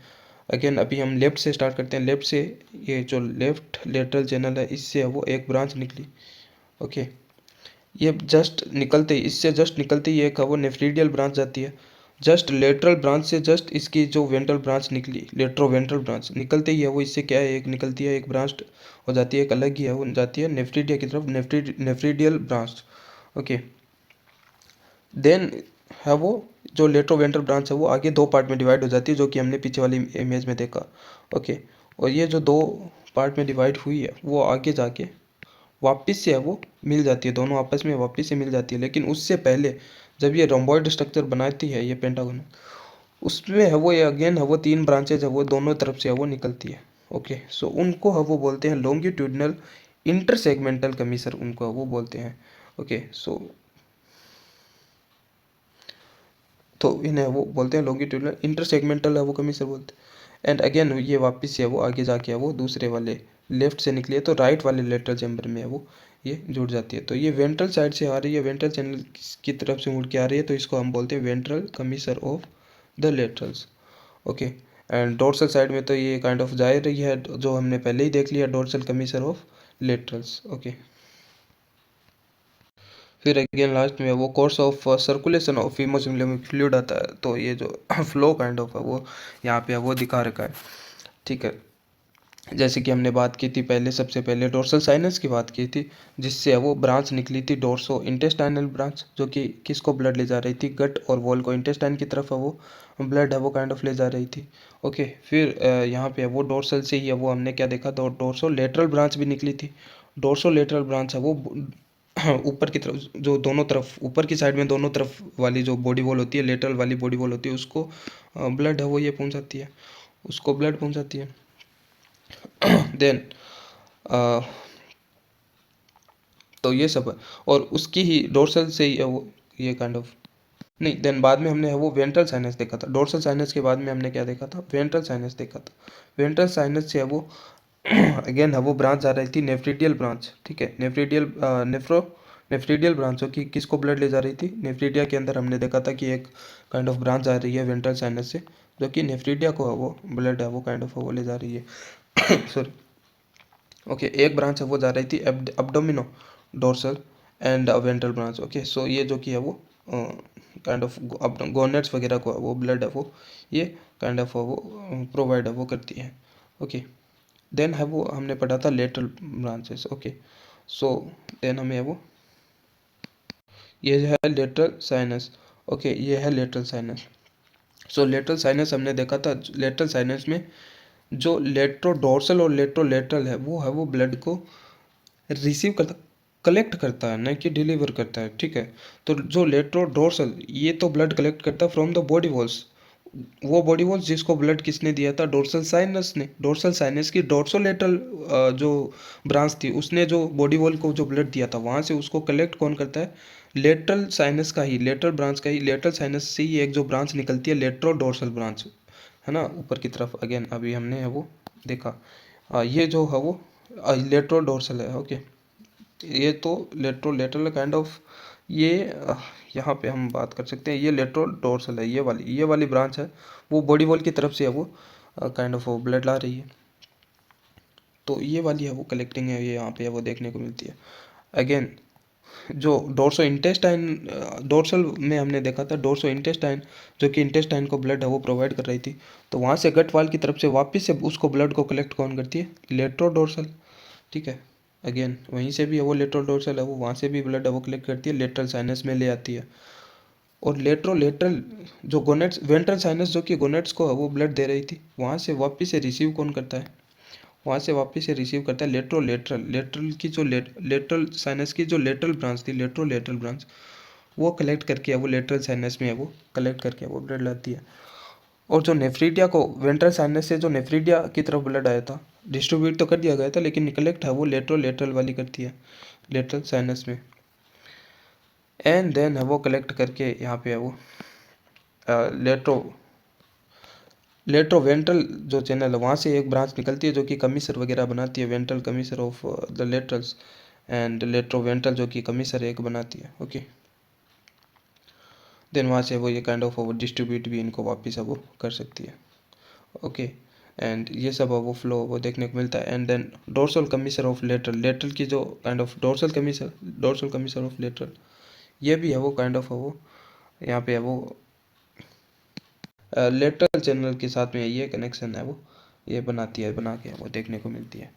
ओके, रेस्पायरेशन की बात करते हैं, तो रेस्पायरेशन के लिए हीरोडिन एरिया में अलग से कोई स्पेसिफिक ऑर्गन नहीं होता है जो कि रेस्पायरेशन में हेल्प करता है। यहाँ पे जनरल बॉडी सरफेस से ही रेस्पायरेशन इनके अंदर है वो होता है। So like epidermis act as transmembrane and many hemocoelomic capillaries present in the body wall from where oxygen come inside from the watery environment by the diffusion process and CO2 excrete outside of the body. So general body surface ही जो outer epithelium layer होती है epidermis, so वही यहाँ पे trans membrane होती है, जिससे diffusion process के थ्रू ऑक्सीजन बाहर, बिकॉज ऑक्सीजन का प्रेशर ज़्यादा होता है और अंदर की तरफ ऑक्सीजन यूज करी रहती है, तो अंदर ऑक्सीजन कम होती है, अंदर ऑक्सीजन की रिक्वायरमेंट ज़्यादा होती है, ऑक्सीजन की कमी होती है। तो बाहर से ज़्यादा हाई प्रेशर से लो प्रेशर की तरफ बाहर से ज़्यादा ऑक्सीजन है वो अंदर की तरफ डिफ्यूज़ होती है, और अंदर हीमोसिलोमिक कैपिलरी बहुत सारी यहाँ पे सेल्स होती है, और वो हीमोसिलोमिक फ्लूइड में है वो उसको ऑक्सीजन को भेज देते हैं, और CO2 इसी सेम प्रोसेस से है वो बाहर निकल जाते हैं। तो नॉर्मल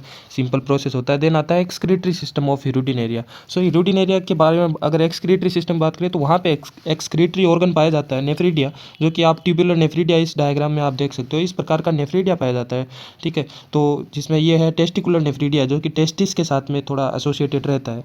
ये यहाँ पे है वो इसकी वेसाइकल है, जिसमें जो यूरिन हम बोल सकते हैं, या फिर यूरिन नहीं बोल के इसका जो एक्सक्रीटरी मैटर है, नाइट्रोजनस वेस्ट पार्टिकल्स, वो इसके अंदर स्टोर होता है लास्ट में एंड में आकर, और जो कि वेसिकुलर डक्ट के थ्रू आता है। लेकिन इसमें नेफ्रीडिया के जो लोब्स होते हैं, लाइक ये है मेन लोब है, ये पोस्टीरियर मेन लोब है, ये एंटीरियर मेन लोब है, इसके अंदर की साइड में इनर लोब होता है, एंड ऊपर की साइड में यहाँ पे कॉइल्ड एपिकल लोब होता है। ये नेफ्रीडिया की स्ट्रक्चर होती है, और ये इतने स्ट्रक्चर सारे ही जैसे लाइक 12 पेयर नेफ्रीडिया होते हैं, तो 22 के 22 नेफ्रीडिया में, सॉरी 17 पेयर नेफ्रीडिया होते हैं, 17 पेयर नेफ्रीडिया में, 17 के 17 नेफ्रीडिया में इतनी स्ट्रक्चर तो होती है। वेसाइकल डक्ट, वेसिकल होती है, वेसाइकल डक्ट होती है, मेन लोब होता है और एपिकल लोब होता है। लेकिन जो टेस्टिस वाले प्लेस में जो टेस्टिकुलर से नेफ्रीडिया पाए जाते हैं, उसमें टेस्टिस के साथ में वो एसोसिएटेड रहते हैं, तो इसमें इनिशियल लोब भी होता है, जो कि टेस्टिस के अंदर की तरफ वो इन्वेड किए हुए रहता है। लाइक जैसे ये हिरुडिन, तो ये वाला जब आप पर्टिकुलर इमेज देखोगे हिरुडिन एरिया का, तो इसमें नेफ्रीडिया जो है वो छठे से लेके इस वाले सेगमेंट से स्टार्ट हो जाते हैं। इस सेगमेंट में एक पेयर होता है, फिर 7th वाले सेगमेंट में दूसरा पेयर नेफ्रीडिया होता है, 8 वाले पेयर में, जैसे लाइक ये रहा, ये अगर आप जूम करके देखोगे 8 वाले सेगमेंट में ये जो नेफ्रीडिया का स्ट्रक्चर है, इसके बीच में ये नेफ्रीडिया है, ये जो रेड कलर से मैंने बंद किया है इसको, ये नेफ्रीडिया का स्ट्रक्चर है 8th वाले पेयर पे। वैसे छठे पेयर से लेके छठे सेगमेंट से लेके लगभग 22वें सेगमेंट तक यहाँ पे वो नेफ्रीडिया देखने को मिलते हैं। छठे से लेके 22वें सेगमेंट में हर एक सेगमेंट में एक एक पेयर नेफ्रीडिया होते हैं, तो टोटल 17 पेयर हो गए, 17 पेयर नेफ्रीडिया हमें देखने को मिलते हैं। लेकिन जो गोनेट्स होता है वो स्टार्ट होता है 12 पेयर से, 12वें पेयर से वो टेस्टिस से स्टार्ट होता है। लाइक अगर आप देखोगे इस इमेज में फर्स्ट टेस्टिस जो है, फर्स्ट टेस्टिस इस इमेज में है, वो 12वें पेयर से है।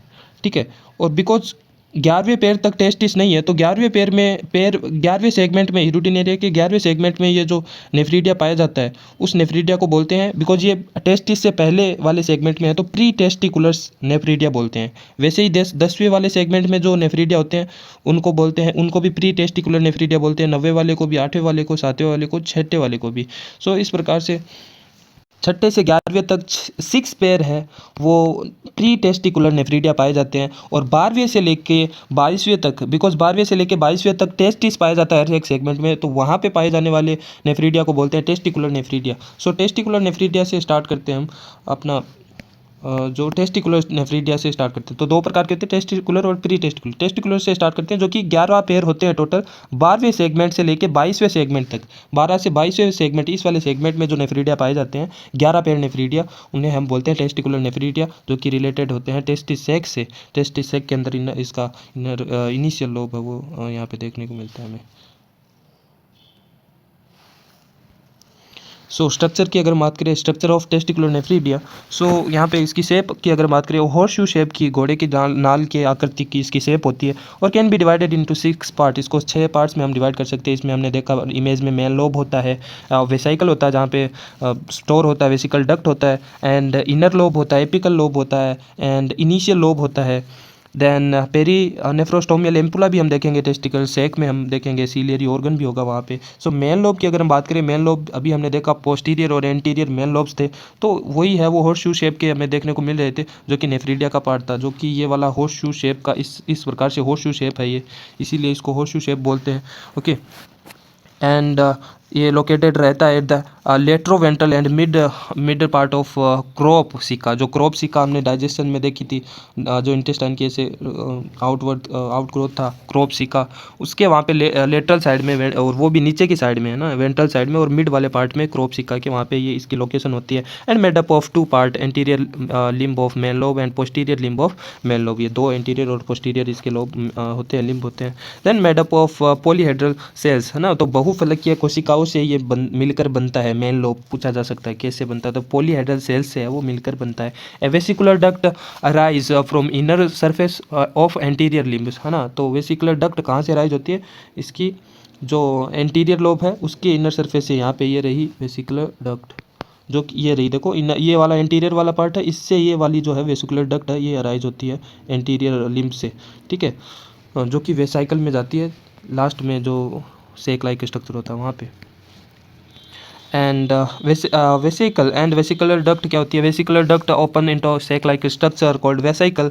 नॉन कॉन्ट्रैक्टाइल होती है, जो कि एक सेक लाइक थैलेनुमा जहाँ पे लास्ट में स्टोर होता है वो नॉन कॉन्ट्रैक्टाइल होता है। Inner surface of vesicle line by ciliated cells, जो कि अंदर की जो सरफेस होगी उस वेसाइकल की, तो वो सीलिएटेड सेल्स से ये ढकी हुई रहती है पक्षमाभी कोशिकाओं द्वारा। एंड बट लेकिन बी देव के अकॉर्डिंग टू बी देव, वो सीलिएटेड सेल्स की लेयर नहीं होके, वो सीलिएटेड सेल की लेयर नहीं होके, वो इमोबाइल सीलिएटेड ऑर्गेनिज्म होते हैं। कुछ जीवाणु होते हैं सीलिएटेड ऑर्गेनिज्म होते हैं यूनिसेलुलर, तो जो जिसे हम नेफ्रीडियल माइक्रोफ्लोरा बोलते हैं उन ऑर्गेनिज्म को, तो उनके अकॉर्डिंग वो सीलिएटेड ऑर्गेनिज्म होते हैं, न कि सीलिएटेड उसी पार्ट की सेल की लेयर होती है। ओके, एंड वही वेसाइकल के अंदर से जो नाइट्रोजनस वेस्ट है वो बॉडी से आउट होता है, वो किसके थ्रू होता है, तो ओपन आउटसाइड थ्रू नेफ्रीडियोपोर। ओके, तो नेफ्रीडियोपोर से बॉडी से है वो बाहर निकलता है, follow by excretory duct. Okay, तो बीच में एक्सक्रीटरी डक्ट आएगी एंड देन नेफ्रीडियोपोर्स के थ्रू ये बाहर है वो निकल जाएगी।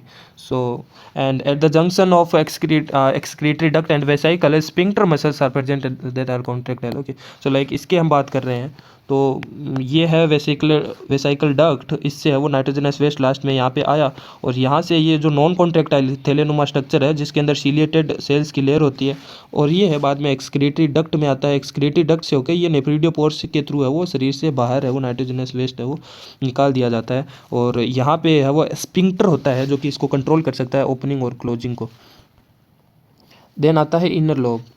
ओके, अब ये जो स्ट्रक्चर है इनर लोब इसकी हम बात करते हैं, जो कि इनसाइड होती है यहाँ पे मेन लोब के। सो इनर लोब की अगर हम बात करें, so located at the mid of both limb of main lobe. Okay, तो मेन लोब की जो दोनों लिम्ब हमने देखी, ऊपर वाली एंटीरियर एंड नीचे वाली पोस्टीरियर, दोनों के मिड वाले पार्ट पे ये इनर लोब है वो पाई जाती है। देन एपिकल लोब आती है ऊपर की साइड में, जो कि हमें देखने को मिल रही थी, तो थिक होती है। एंड स्ट्रॉन्ग लोब होता है, जो कि हार्ड और स्ट्रॉन्ग लोब होता है, थिक होता है, मोटा होता है, और it is a compact lobe located in front of posterior limb of main lobe. Okay, so posterior mean यहाँ पे ये वाला पार्ट है पोस्टीरियर वाला पार्ट, और यहाँ से है वो ये इसके आगे की तरफ है, ये पोस्टीरियर लिम्ब के आगे की तरफ ये स्टार्ट होता है एपिकल लोब, हमें एपिकल लोब देखने को मिलता है।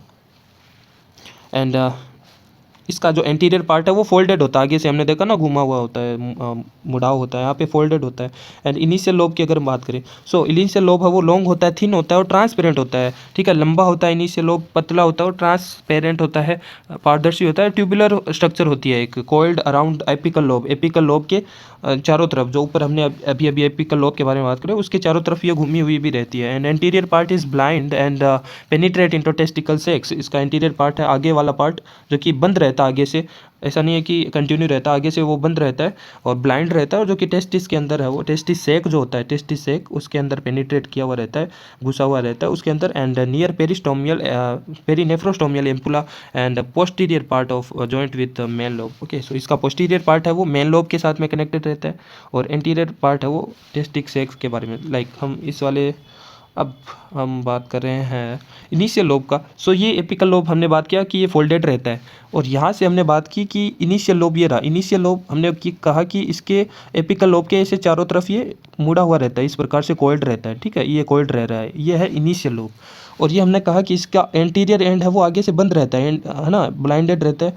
और टेस्टिकल सेक, ये है टेस्टिकल सेक, यहाँ पे टेस्टिस होता है ना, इस टेस्टिकल सेक के अंदर पेनिट्रेट किया हुआ रहता है, और किसके साथ में रहता है, ये पेरीनेफ्रोस्टोमियल एम्पुला के पास में रहता है। ये है पूरा ये जो आप स्ट्रक्चर देख रहे हो पूरा पेरीनेफ्रोस्टोमियल एम्पुला है, इसके यहाँ पे है वो ब्लड वेसल्स भी आती है, ब्लड वेसल्स आती है, एक सीलियरी ऑर्गन्स यहाँ पे देखने को मिल रहा है, इसके बारे में हम देखेंगे। यहाँ पे एक सीलियरी ऑर्गन होता है, ओके, और ये है पूरा टेस्टिकल सेक है इसका। और ये इसका जो पोस्टीरियर पार्ट है इनिशियल लोब का, ये देखो मेन लोब की तरफ है वो आ रहा है, इनिशियल लोब का यहाँ पे मेन लोब की तरफ ही आता है, इधर की तरफ, ताकि इसके अंदर से जो नाइट्रोजनस वेस्ट है ब्लड के पास में इसके अंदर जो आया वो मेन लोब की तरफ दे दे। और मेन लोब के इंटीरियर लिम्ब से है वो वेसिकुलर डक्ट में आ जाएगा नाइट्रोजनस वेस्ट, और वेसिकुलर डक्ट से है वो आ जाएगा इसमें वेसाइकल में आ जाएगा, और एक्सक्रीटरी डक्ट से होके नेफ्रीडियोपोर्स के थ्रू वो बाहर निकल जाएगा नाइट्रोजनस वेस्ट पार्टिकल्स।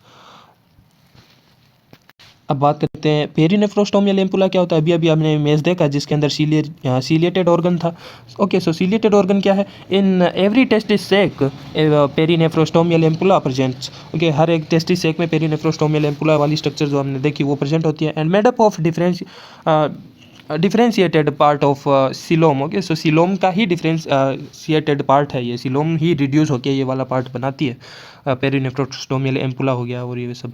और इन विच सीलिएटेड ऑर्गन आर प्रेजेंट, वहीं पे पेरिनेफ्रोस्टोमियल एम्पुला के अंदर ये सीलिएटेड ऑर्गन देखने को मिलता है। और ये सीलिएटेड ऑर्गन है यहाँ पे hanging in the ampulla by the help of 4 to 5 ट्रेबिकुला। यहाँ पे एक धागेनुमा स्ट्रक्चर होती है ट्रेबिकुली, तो उसके हेल्प से वो वहाँ पे लटका हुआ रहता है बीच के अंदर एक, बिकॉज पेरिनेफ्रोस्टोमियल एम्पुला एक काइंड ऑफ हम बोल सकते हैं खोखला पार्ट, होलो पार्ट है, जिसके अंदर ये सीलिएटेड ऑर्गन लटका हुआ रहता है एक 4-5 धागों से, ठीक है, ट्रेबिकुला जिसे हम बोलते हैं। So ciliated organ of leech made up of 2 part, वहाँ पे वो सीलिएटेड ऑर्गन भी 2 पार्ट से मिलकर बना हुआ होता है, reservoir and ciliated funnel. Okay, so reservoir क्या काम करता है, ये लाइक स्पॉन्जी स्ट्रक्चर होती है उनकी, कनेक्टिव टिश्यू से ये मिलकर, स्पॉन्जी कनेक्टिव टिश्यू से ये मिलकर बना हुआ होता है, तो स्पॉन्जी स्ट्रक्चर होती है इसकी रिजर्वियर की, एंड जिसके अंदर बहुत सारे माइन्यूट पोर्स होते हैं, and ciliated funnel present in this pores, in pores में है वो, रिजर्वियर के पोर्स में ये सीलिएटेड फनल दूसरा पार्ट है, वो सीलिएटेड फनल वहाँ पे देखने को मिलते हैं। And outer layer made up of single cell layer, जिसकी आउटर मेम्ब्रेन है इसकी, रिजर्वियर की जो आउटर सेल मेम्ब्रेन है वो वहाँ पे सिंगल सेल लेयर होती है, ऐसा नहीं है कि मल्टीपल लेयर होती है, सिंगल सेल लेयर होती है। एंड जो कि ये जो रिजर्वियर है कि ये काम क्या करता है, ये सिलोमिक कार्पस जो होता है, सिलोमिक जो सेल्स होती है जो ब्लड के अंदर, यहाँ पे बिकॉज आरबीसी तो होती नहीं है यहाँ पे सिलोमिक फ्लूइड में हिडूटिन एरिया के, तो हिडूटिन एरिया में जो कार्पस सेल्स जो बनती है सिलोमिक फ्लूइड का, तो वो सेल यही बनाती। एंड सीलिएटेड फनल क्या है, ये सिमिलर टू ईयर लोब के सिमिलर होता है, यहाँ पे सीलिया है वो प्रेजेंट होती है, ठीक है। अब बात करते हैं, हमने टेस्टिकुलर नेफ्रीडिया के बारे में बात किया, जो कि 12th वाले सेगमेंट से, हिडूटिन एरिया के 12th वाले सेगमेंट से 22 वाले सेगमेंट तक हमने देखा।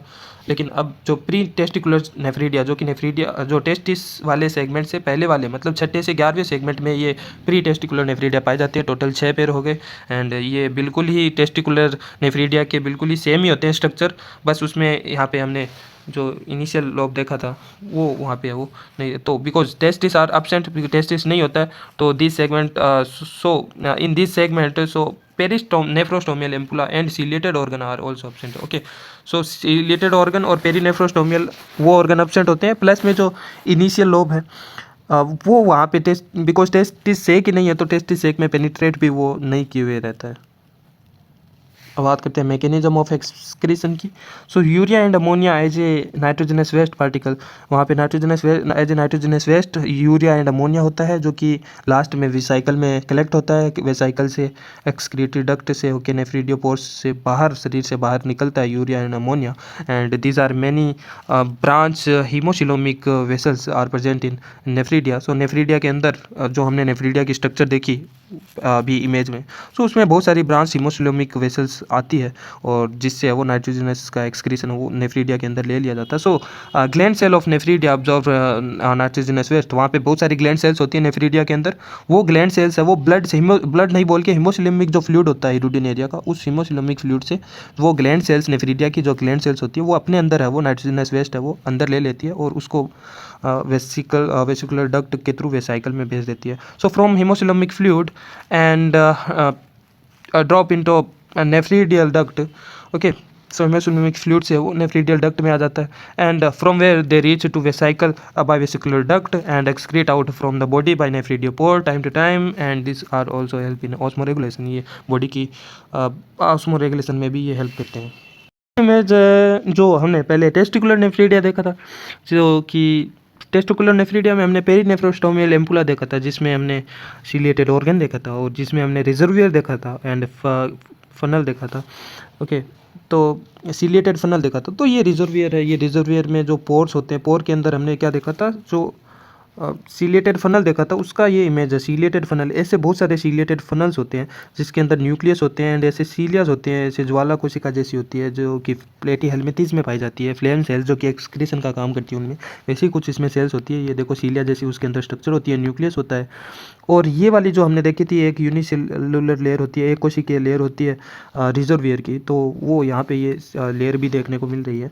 और कुछ इस प्रकार से है वो ये स्ट्रक्चर होती है सीलिएटेड ऑर्गन की। तो वो अभी नर्वस सिस्टम ऑफ यूरोटिन एरिया के बारे में बात करते हैं। सो यहाँ पे इसमें वेल डेवलप्ड नर्वस सिस्टम है वो देखने को मिलता है हमें, जिसके अंदर 3 पार्ट्स का ये बना हुआ रहता है: central nervous system, peripheral nervous system and sympathetic nervous system. इन तीनों के बारे में हम डिटेल में स्टार्टिंग से स्टार्ट करेंगे कि सेंट्रल नर्वस सिस्टम में क्या देखने को हमें मिलता है। सो यहाँ पे इमेज में आप देख पा रहे हो, सेंट्रल नर्वस सिस्टम में हमें बेसिकली सेरिब्रल गैंग्लिया देखने को मिलती है, जो कि हमें ब्रेन की जगह हम ब्रेन बोल सकते हैं इसको। सेरिब्रल जो आप इमेज देख पा रहे हो, ये सेरिब्रल गैंग्लिया है। बहुत सारी न्यूरॉन्स से मिलकर गुच्छा बन जाता है, बहुत सारी नर्वस सेल्स का गुच्छा बन जाता है। तो वही ब्रेन का काम करता है उसमें, हेड वाले पार्ट में, अपर एंटीरियर वाले पार्ट में, लगभग तीसरे चौथे वाले सेगमेंट में हमें आगे देखेंगे हम। सेरिब्रल गैंग्लिया होती है, उसके नीचे होता है सब फेरिंजियल गैंग्लियास। ओके, तो सब फेरिंजियल गैंग्लिया होती है, तो वो भी सेंट्रल नर्वस सिस्टम का ही पार्ट होती है। और सेरिब्रल गैंग्लिया से एक नर्व निकलती है लेटरल साइड से, जो कि सब फेरिंजियल गैंग्लिया से जाके अटैच हो जाती है। दोनों को जो ये अटैच करने वाली इस नर्व को हम कनेक्टिव बोलते हैं, सब फेरिंजियल कनेक्टिव बोलते हैं, जो कि ब्रेन यानी कि सेरिब्रल गैंग्लिया को कनेक्ट करती है सब फेरिंजियल गैंग्लिया से। और इसके बाद में सब फेरिंजियल गैंग्लिया से नीचे स्टार्ट हो जाती है ventral nerve cord. Okay, so ये भी यहाँ पे 2-3 टाइप की यहाँ पे आगे हम देखेंगे। नर्व से के फ्यूज होने से है वो ये नर्व कॉर्ड है वो बनती है। और इससे जो ये आगे है वो लगभग छठे सेगमेंट से हम देख पा रहे हैं, आगे है वो स्टार्ट हो जाती है nerve cord, ventral nerve cord, जो कि अदर पार्ट में वेंट्रल साइड में होती है वेंट्रल नर्व कॉर्ड। तो ये पूरे आगे तक है वो, पोस्टीरियर पार्ट तक है वो फैली रहती है। हर एक सेगमेंट में इसकी गैंग्लिया होती है, जैसे कि ये यहाँ पे हम एक गैंग्लिया देख पा रहे हैं। इस गैंग्लिया से दो पेयर ऑफ नर्व निकलती है, जो कि एक होती है एंटीरियर डोर्सल साइड में जाती है और दूसरी जाती है पोस्टीरियर लेटरल पोस्टीरियर साइड में जाती है। तो 2 पेयर यहाँ पे नर्व हम देख पा रहे हैं, दोनों साइड से नर्व निकल रही है, एक ये रही और एक ये रही, है ना। 2 पेयर नर्व है वो निकल रही है, जो कि एक तो जाती है आगे की साइड में, ऊपर और आगे की साइड में जाती है, जिसे हम बोल सकते हैं डोर्सल, एंटीरियर डोर्सल की साइड में। एक जाती है नीचे की साइड पोस्टीरियर साइड में और लेटरल साइड में पार्श्व साइड में। तो हम हिंदी में बोल सकते हैं पार्श्व साइड में ये एक पेयर ऑफ नर्व जाती है। तो यहाँ पे हर एक सेगमेंट में वेंट्रल नर्व कॉर्ड में गैंग्लिया देखने को मिलती है हमें। तो ये तो हमें सेंट्रल नर्वस सिस्टम का पार्ट हो जाएगा। और पेरिफेरल नर्वस सिस्टम का अगर हम पार्ट देखें, तो जैसे कि ब्रेन जो कि सेरिब्रल गैंग्लिया बोल रहे हैं, उससे भी बहुत सारी आगे जैसे आइज़ की तरफ नर्व जा रही है। ओके, एंड कुछ एनुलर रिसेप्टर्स की साइड में जो नर्व जा रही है। और हर एक वेंट्रल नर्व कॉर्ड के भी हर एक गैंग्लिया से नर्व जो जा रही है वो पेरिफेरल नर्व्स वाले पार्ट में ही आएगा, क्योंकि ये बॉडी वॉल्स की तरफ जाती है। ओके, गट की तरफ जाती है, मसल्स की तरफ जाती है। तो अलग अलग की तरफ ये जो गैंग्लिया से जो आउटर बॉडी पार्ट्स की तरफ जाती है नर्व्स, छोटी छोटी नर्व्स, तो उनको हम पेरिफेरल नर्वस सिस्टम में मानते हैं। और तीसरा जो टाइप था सिंपैथेटिक नर्वस सिस्टम, ये वो नर्वस सिस्टम है जो कि काइंड ऑफ कॉन्ट्रेक्टाइल जो पार्ट्स होते हैं, लाइक गट हो गया, और जो मसल्स वाला पार्ट होता है, उस मसल्स वाले पार्ट और गट की तरफ जो नर्व्स जाती है वो सिंपैथेटिक नर्वस सिस्टम में आ जाती है। तो यहाँ पे वो दे रखा है कि सेंट्रल नर्वस सिस्टम, जो कि हमने यहाँ पे देखा सेरिब्रल गैंग्लिया, जैसा फेरिंजियल गैंग्लिया सब देखा था, वेंट्रल नर्व कॉर्ड, ये सब वेंट्रल पार्ट में होता है। वेंट्रल पार्ट में हिमोसिलोमिक जो चैनल होता है, हिमोसिलोमिक चैनल, वहाँ पे ये है वो देखने को मिलता है, जहाँ पे हमें सेरिब्रल गैंग्लिया, जिसे हम ब्रेन भी बोल सकते हैं, ब्रेन देखने को मिलता है। एंड पेरिफेरेंजियल कनेक्टिव देखने को मिलती है, जो कि ब्रेन और सब फेरिंजियल गैंग्लिया को कनेक्ट करती है। और वेंट्रल नर्व कॉर्ड देखने को मिलता है। तो ये सब हमें वो देखने को मिलता है। और फेरिंजियल वाले पार्ट में हमें नर्व रिंग भी देखने को मिलती है, सो जो कि सिचुएटेड इन 5th सेगमेंट, जो यूरोटिन एरिया का 5वां जो सेगमेंट होता है, खंड होता है, तो उसमें ये नर्व रिंग देखने को मिलती है, एक रिंग के जैसे राउंड शेप में। यहाँ पे वो एक नर्व होती है जिसे नर्व रिंग बोलते हैं 5वें सेगमेंट में, जो कि यहाँ पे फेरिंग्स को वो घेरे रखती है, फेरिंग्स वाले पार्ट को घेरे रखती है। और सेरिब्रल गैंग्लिया हमने बात की ही थी। एंड सो वहाँ पे ये two ganglia are fuse to form the dorsal part of the ring और ब्रेन। सो रिंग के ही वहाँ पे डोर्सल पार्ट में वो यहाँ पे हमें दो गेंगलिया फ्यूज होके एक सेरिब्रल गेंगलिया मिलता है, दो गेंगलिया फ्यूज होके एक सेरिब्रल गेंगलिया या फिर ब्रेन है, ब्रेन का फॉर्मेशन करा जाता है। फिर पेरीफेरेंजियल कनेक्टिव्स अगेन हमने देखा जो अपना ब्रेन है, सेरिब्रल गेंगलिया और सब फेरेंजियल गेंगलिया दोनों को कनेक्ट करने का है वो काम करती है।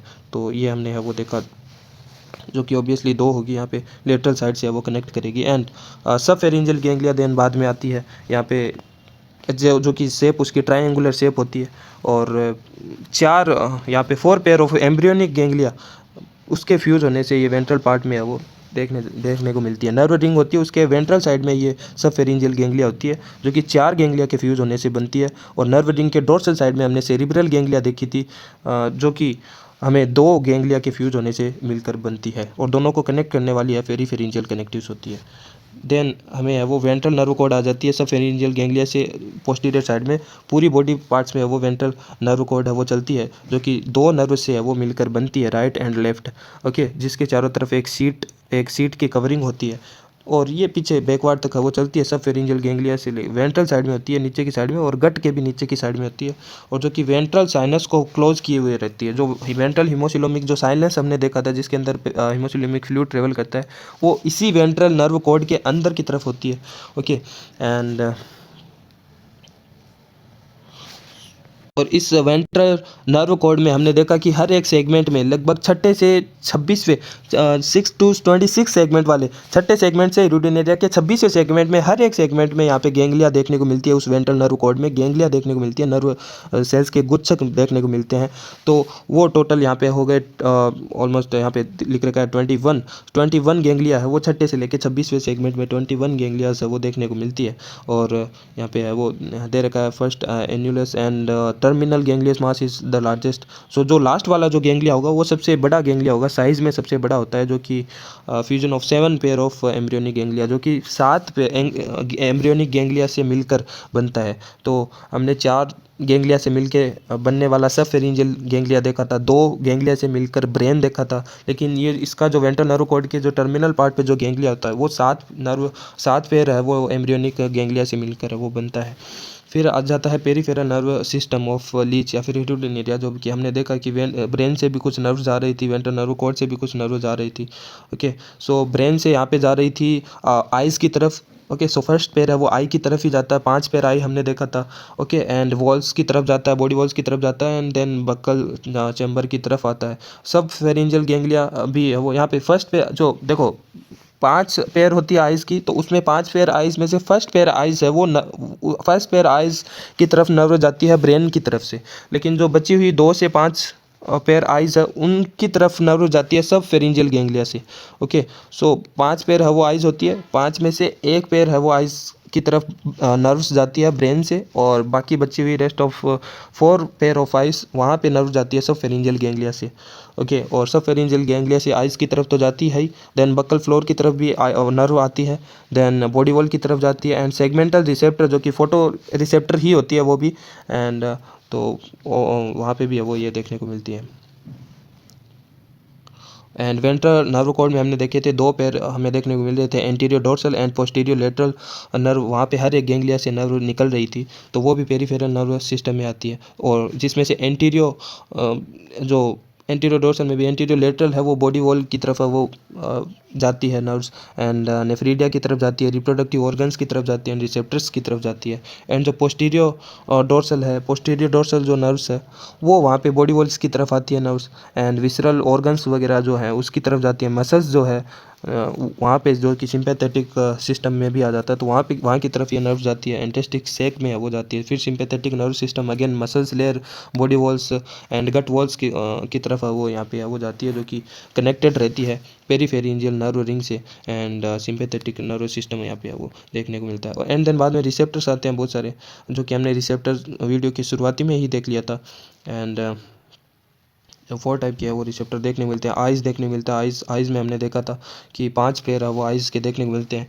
ओके, एंड सो जिसमें भी है वो सिलेंड्रिकल शेप की ये होती है, और पिगमेंटेड स्ट्रक्चर की पिगमेंटेड कप देखने को मिलता है, पिगमेंट कप देखने को मिलता है आइज़ में, एंड एक कॉन्वेक्स ट्रांसपेरेंट क्यूटिकल का बना हुआ एपिडर्मिस लेयर में यहाँ पे कॉन्वेक्स सरफेस देखने को मिलता है आइज़ में, एंड लेंस देखने को मिलता है हमें, रिफ्लेक्टाइल लेंस देखने को मिलता है।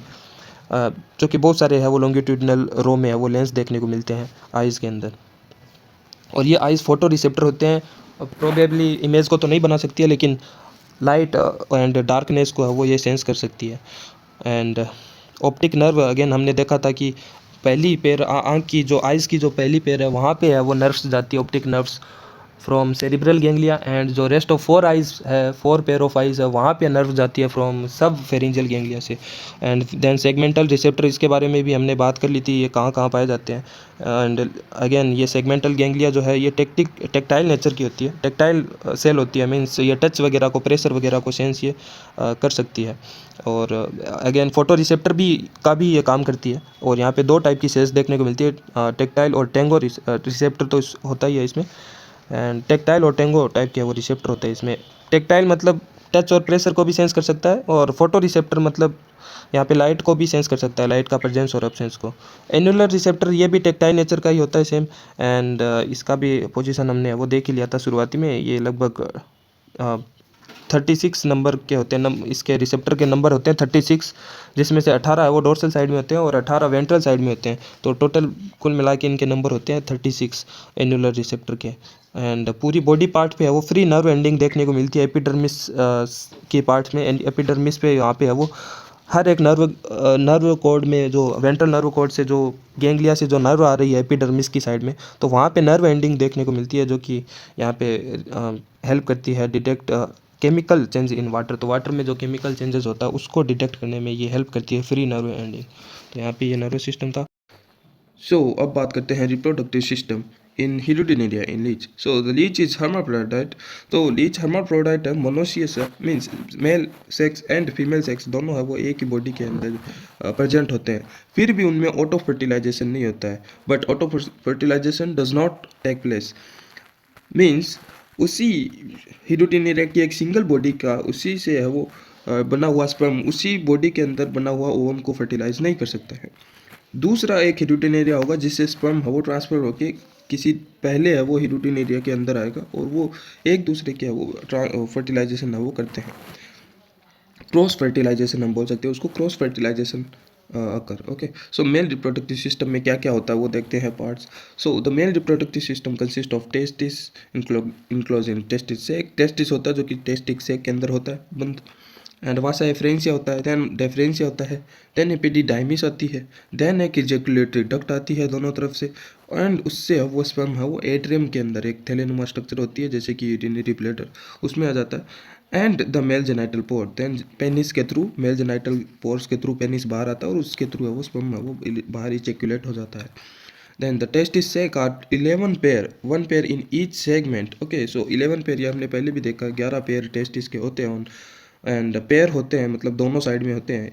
And of the nerve code के दोनों साइड में यहाँ पे 11 पेयर टेस्टिस हमें देखने को मिलते हैं फ्रॉम 12 टू 22 सेगमेंट। ओके, तो 12वें सेगमेंट से 22वें सेगमेंट तक टोटल 11 पेयर है वो टेस्टिस हमें देखने को मिलते हैं। And a short duct, the vasa efferentia, rise from posterior border of each testis sac and run outward to the end of vasa deferentia. Okay, तो सारे वहाँ पे टेस्टिस से जो स्पर्म है वो लेके आती है वो है वासा एफरेंसिया, और जो जिसके अंदर मिलती है वासा एफरेंसिया बहुत सारी किस में मिलती है, वासा डिफरेंशिया में मिलती है। And 11 vasa efferentia from 11 testis sac, 11 testis sac से जो 11 वासा एफरेंसिया स्पर्म लेके आ रही है वो of the side and of the longitudinal vasa deferentia of the side, तो वो वासा डिफरेंशिया में मिल जाते हैं। So the two vasa deferentia run anteriorly from the 22 segments and each from a much convoluted epididymis in 10th segment. So अगर हम image देखें तो यहाँ से हमें पता चलता है कि यहाँ पे ये हमें है वो एपिडिडाइमिस देखने को मिलती है अगेन। लेकिन उससे पहले भी यहाँ पे हमें जैसे 11th वाला सेगमेंट वाला मान लो ये टेस्टिस है, यहाँ पे स्पर्म बना और ये स्पर्म है वो वासा एफरेंशिया से, ये छोटी सी एक है वो वासा एफरेंशिया यहाँ पे लिखा हुआ है वासा एफरेंशिया से, ये जो लंबी वाली है बड़ी वाली है इस वासा डिफरेंशिया में है वो मिल जाते हैं। इस वासा डिफरेंशिया से होके इस वासा डिफरेंशिया से होके स्पर्म है वो पहुँच जाता है इस एपिडिडाइमिस में।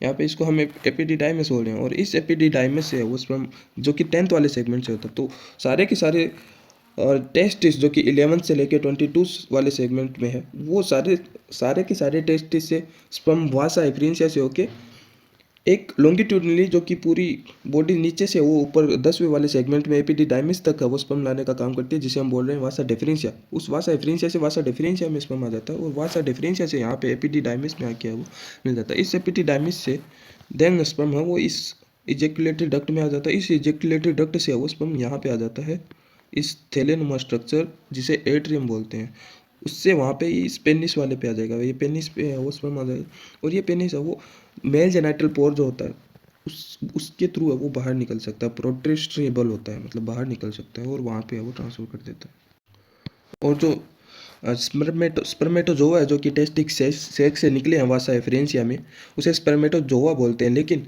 वही स्पर्मेटोजोआ जब एपिडिडाइमिस में आते हैं स्टोर होने के लिए, एपिडिडाइमिस में स्पर्म है वो स्टोर होता है, तो वहाँ पे है वो स्पर्म है वो पैक हो जाते हैं बंडल्स में, बहुत सारे बंडल्स में पैक हो जाते हैं, तब उसको बोलते हैं स्पर्मेटोफोर्स। और वही spermatophore the spermatophore and thrown into the atrium, उसको एट्रियम में ट्रांसफर कर दिया जाता है, जो कि थैलेनुमा स्ट्रक्चर थी यूरिनरी ब्लैडर जैसी हमने देखा था, उसमें ट्रांसफर हो जाता है, जहाँ से वो इजेक्यूलेटरी डक्ट के थ्रू वहाँ पे आता है एट्रियम में। देन स्पर्मेटोफोर है वो अब बाहर है वो ट्रांसफर कर दिया जाता है पेनिस के थ्रू। अब अगर फीमेल रिप्रोडक्टिव सिस्टम की बात करें, so female reproductive system consist of a pair of ovary enclosed in ovary sac. तो एक पेयर है वो ओवरी देखने को मिलती है जो कि ओवी सेक में है वो बंद रहती है, एंड इसी के साथ में एक पेयर ओविडक्ट भी होगी, एंड कॉमन ओविडक्ट भी होगी, एंड एल्ब्यूमिनियस ग्लैंड होगी, एंड फीमेल गोनोपोर भी होगा। तो यहाँ पे हमें वो ओवरी में ओवी एक सेक देखने को मिलता है जिसके अंदर एक ओवरी होती है, वाइट बॉडी लाइंग अंदर 11 सेगमेंट। तो 11वीं सेगमेंट में हमें ये वाइट बॉडी से ओवी सेक्स देखने को मिलती है जिसके अंदर ओवरी होती है, and each ovary is dilated filament is called made up of club shape cell. तो क्लब शेप सेल से वो यहाँ पे देखने को मिलती है, एंड यहाँ पे ओवरी से है वो a short duct oviduct arise from the base of each ovisac. So 2 ovisac होती है, वहाँ से दोनों से वो एक है वो ओविडक्ट से वो राइज होती है, एंड दोनों oviduct the 2 oviduct unite below the ventral nerve cord and form a common oviduct. तो दोनों ओविडक्ट है वो वेंट्रल नर्व कॉर्ड के नीचे की साइड्स में है वो दोनों आपस में जुड़ जाती है, और जुड़ के एक कॉमन ओविडक्ट है वो बना लेती है। और उसी जंक्शन पे, उसी रीजन ऑफ यूनियन पे, वहाँ पे है वो एक कवर्ड यूनिसेलुलर एल्ब्यूमिनियस ग्लैंड्स भी देखने को मिलती है, जहाँ पे ये दोनों आपस में मिलती है, मिलकर कॉमन ओविडक्ट बनाती है। वहीं पे एल्ब्यूमिनियस ग्लैंड्स भी है वो बनती है, and the common duct form a S-shaped structure and passes through a mass of albuminous gland and open in the large muscular sac vagina। तो वेजाइना में ये सब है वो देन है वो जाके मिल जाती है। लाइक अगर हम इमेज में बात करें 11 वाले सेगमेंट पे, यहाँ पे हमें देखने को मिलती है एक ओवी सेक जिसके अंदर ओवरी होती है, जिससे है वो छोटी छोटी ओवी डक्ट है वो राइज होती है, और वो ओवी डक्ट है वो नीचे की साइड में यहाँ पे मिलके कॉमन ओविडक्ट बनाती है, और जहाँ पे एल्ब्यूमिनियस ये ग्लैंड है, एल्ब्यूमिनियस ग्लैंड है वो फॉर्म होती है। इस एल्ब्यूमिनियस ग्लैंड से यहाँ पे कॉमन ओविडक्ट है ही ये कॉमन ओविडक्ट बाद में एस शेप, ये देखो एस बन गया ना, एस जैसे यहाँ पे एस बनता है इस प्रकार से, तो एस शेप है ये कॉमन ओविडक्ट है जो कि आगे है इस वेजाइना वाले पार्ट में है वो ओपन होती है।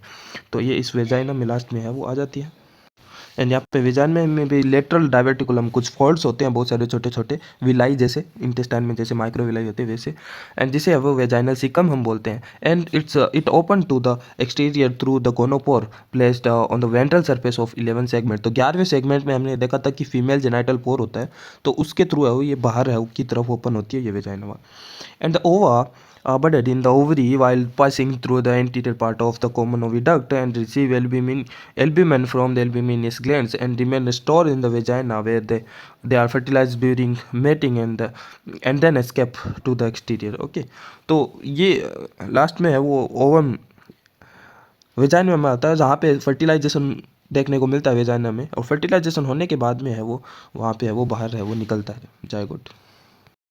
सो कोपुलेशन एंड कोकून फॉर्मेशन की अगर हम बात करें लीच में, so leech reproduce in early spring through cross fertilization. So during mating two individual come close in hand to tail position के, तो एक का हैंड के सामने वो हेड टू टेल ना, एक के हेड के सामने दूसरे यूटिन एरिया की टेल वाली पोजीशन में ये आ जाता है। And ventral surface of one is placed again the ventral surface of each other, है ना। सो दोनों की वेंट्रल सरफेस आपस में वो टच में आ जाती है। So the male gonopore of one is placed against the female gonopore. Okay, so male gonopore है जिससे पेनिस प्रोट्यूस्ड आउट हो जाता है एंड देन फीमेल गोनोपोर के सामने आ जाता है। And of partner and penis of the of one enter the vagina of the other and vice versa. Okay, so the mating continue for about an hour, and during which mutual exchange of spermatophores occur. Fertilization take place in vagina. Okay, so internal fertilization होता है, cross fertilization also. तो cocoon formation. So during mating, a snow white foamy girdle is secreted around the ciliata. So ciliatum क्या होता है, जो कि 9, 10 and 11 वाला segment जो होता है यूरिन एरिया का, बाहर से देखने से थोड़ा सा स्वेल ऑन हो जाता है, फूल जाता है। सो उसी पार्ट को हम बोलते हैं क्लाइटेलम। तो वो वाला पार्ट है वो 9, 10 और 11 वाला सेगमेंट एक वाइट कलर का, वाइटिस स्नोविस, एक फोम जैसा एक हम बोल सकते हैं जेली जैसा एक सब्सटेंस है वो सिक्रेट करता है। सो फोमी गर्डल जिसे हम बोलते हैं, तो वो वहाँ पे वो सिक्रेट होता है उस क्लाइटेलम वाले पार्ट में। And so by the gland of clitellar segment. तो क्लाइटेलर जो सेगमेंट है 9, 10 और 11 वाला जो सेगमेंट होता है यूरिन एरिया का, उसकी बॉडी वॉल से कुछ ग्लैंड्स होती है वो सिक्रेट करती है, जो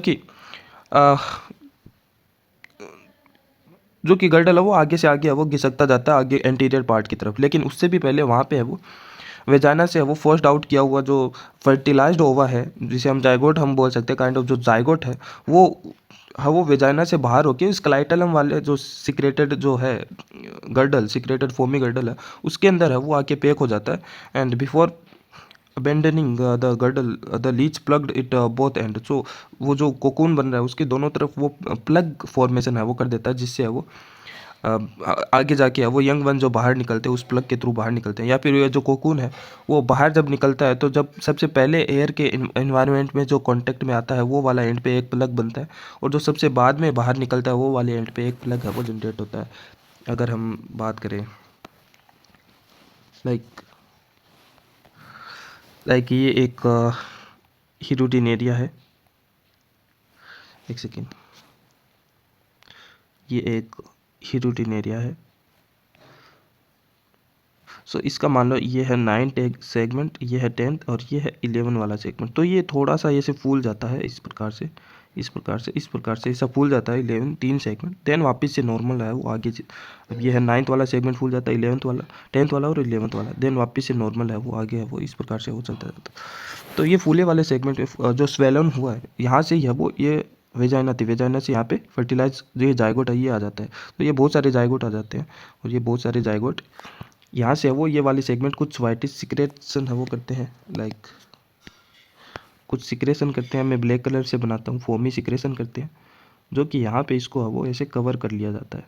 ठीक है, ऐसे कवर कर लिया जाता है। सेम इधर होगा, एक कोकून बनेगा इस प्रकार से, और ये जो क्लाइटेलम है और ये जो गर्डल है वो पुश्ड आउट होता है, मतलब कॉन्ट्रैक्शन से बॉडी वॉल में जो कॉन्ट्रैक्शन होता है उसके होने से ये आगे से आगे ऐसे घिसकता जाता है। जैसे यहाँ पे था पहले, अब यहाँ पे ये घिसकता हुआ यहाँ पे आ जाएगा। ठीक है, यहाँ पे आ जाएगा जिसके अंदर है वो फर्टिलाइज ओवा है हम बोल सकते हैं ना। तो ये कोकून यहाँ पे आ गया।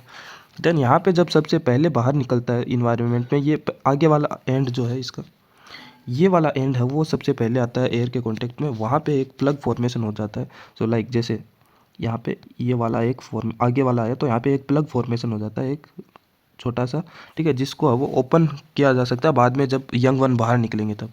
ठीक है, देन ये जो लास्ट में आएगा वहाँ पे बाद में लास्ट में जब इससे यूरिन एरिया से बाहर निकलेगा तब यहाँ पे एक प्लग फॉर्मेशन हो जाता है। तो 2 प्लग होते हैं, एक तो बाहर आ जाते समय, एक है वो शुरू में, और एक लास्ट में जब पूरा बाहर निकल जाता है कोकून, वहाँ पे एक प्लग फॉर्मेशन होता है। तो ये कोकून है वो बन जाता है, और इस कोकून के अंदर है वो एल्ब्यूमिन भी होता है जो कि नरिशमेंट प्रोवाइड कराता है डेवलप एम्ब्रियो को।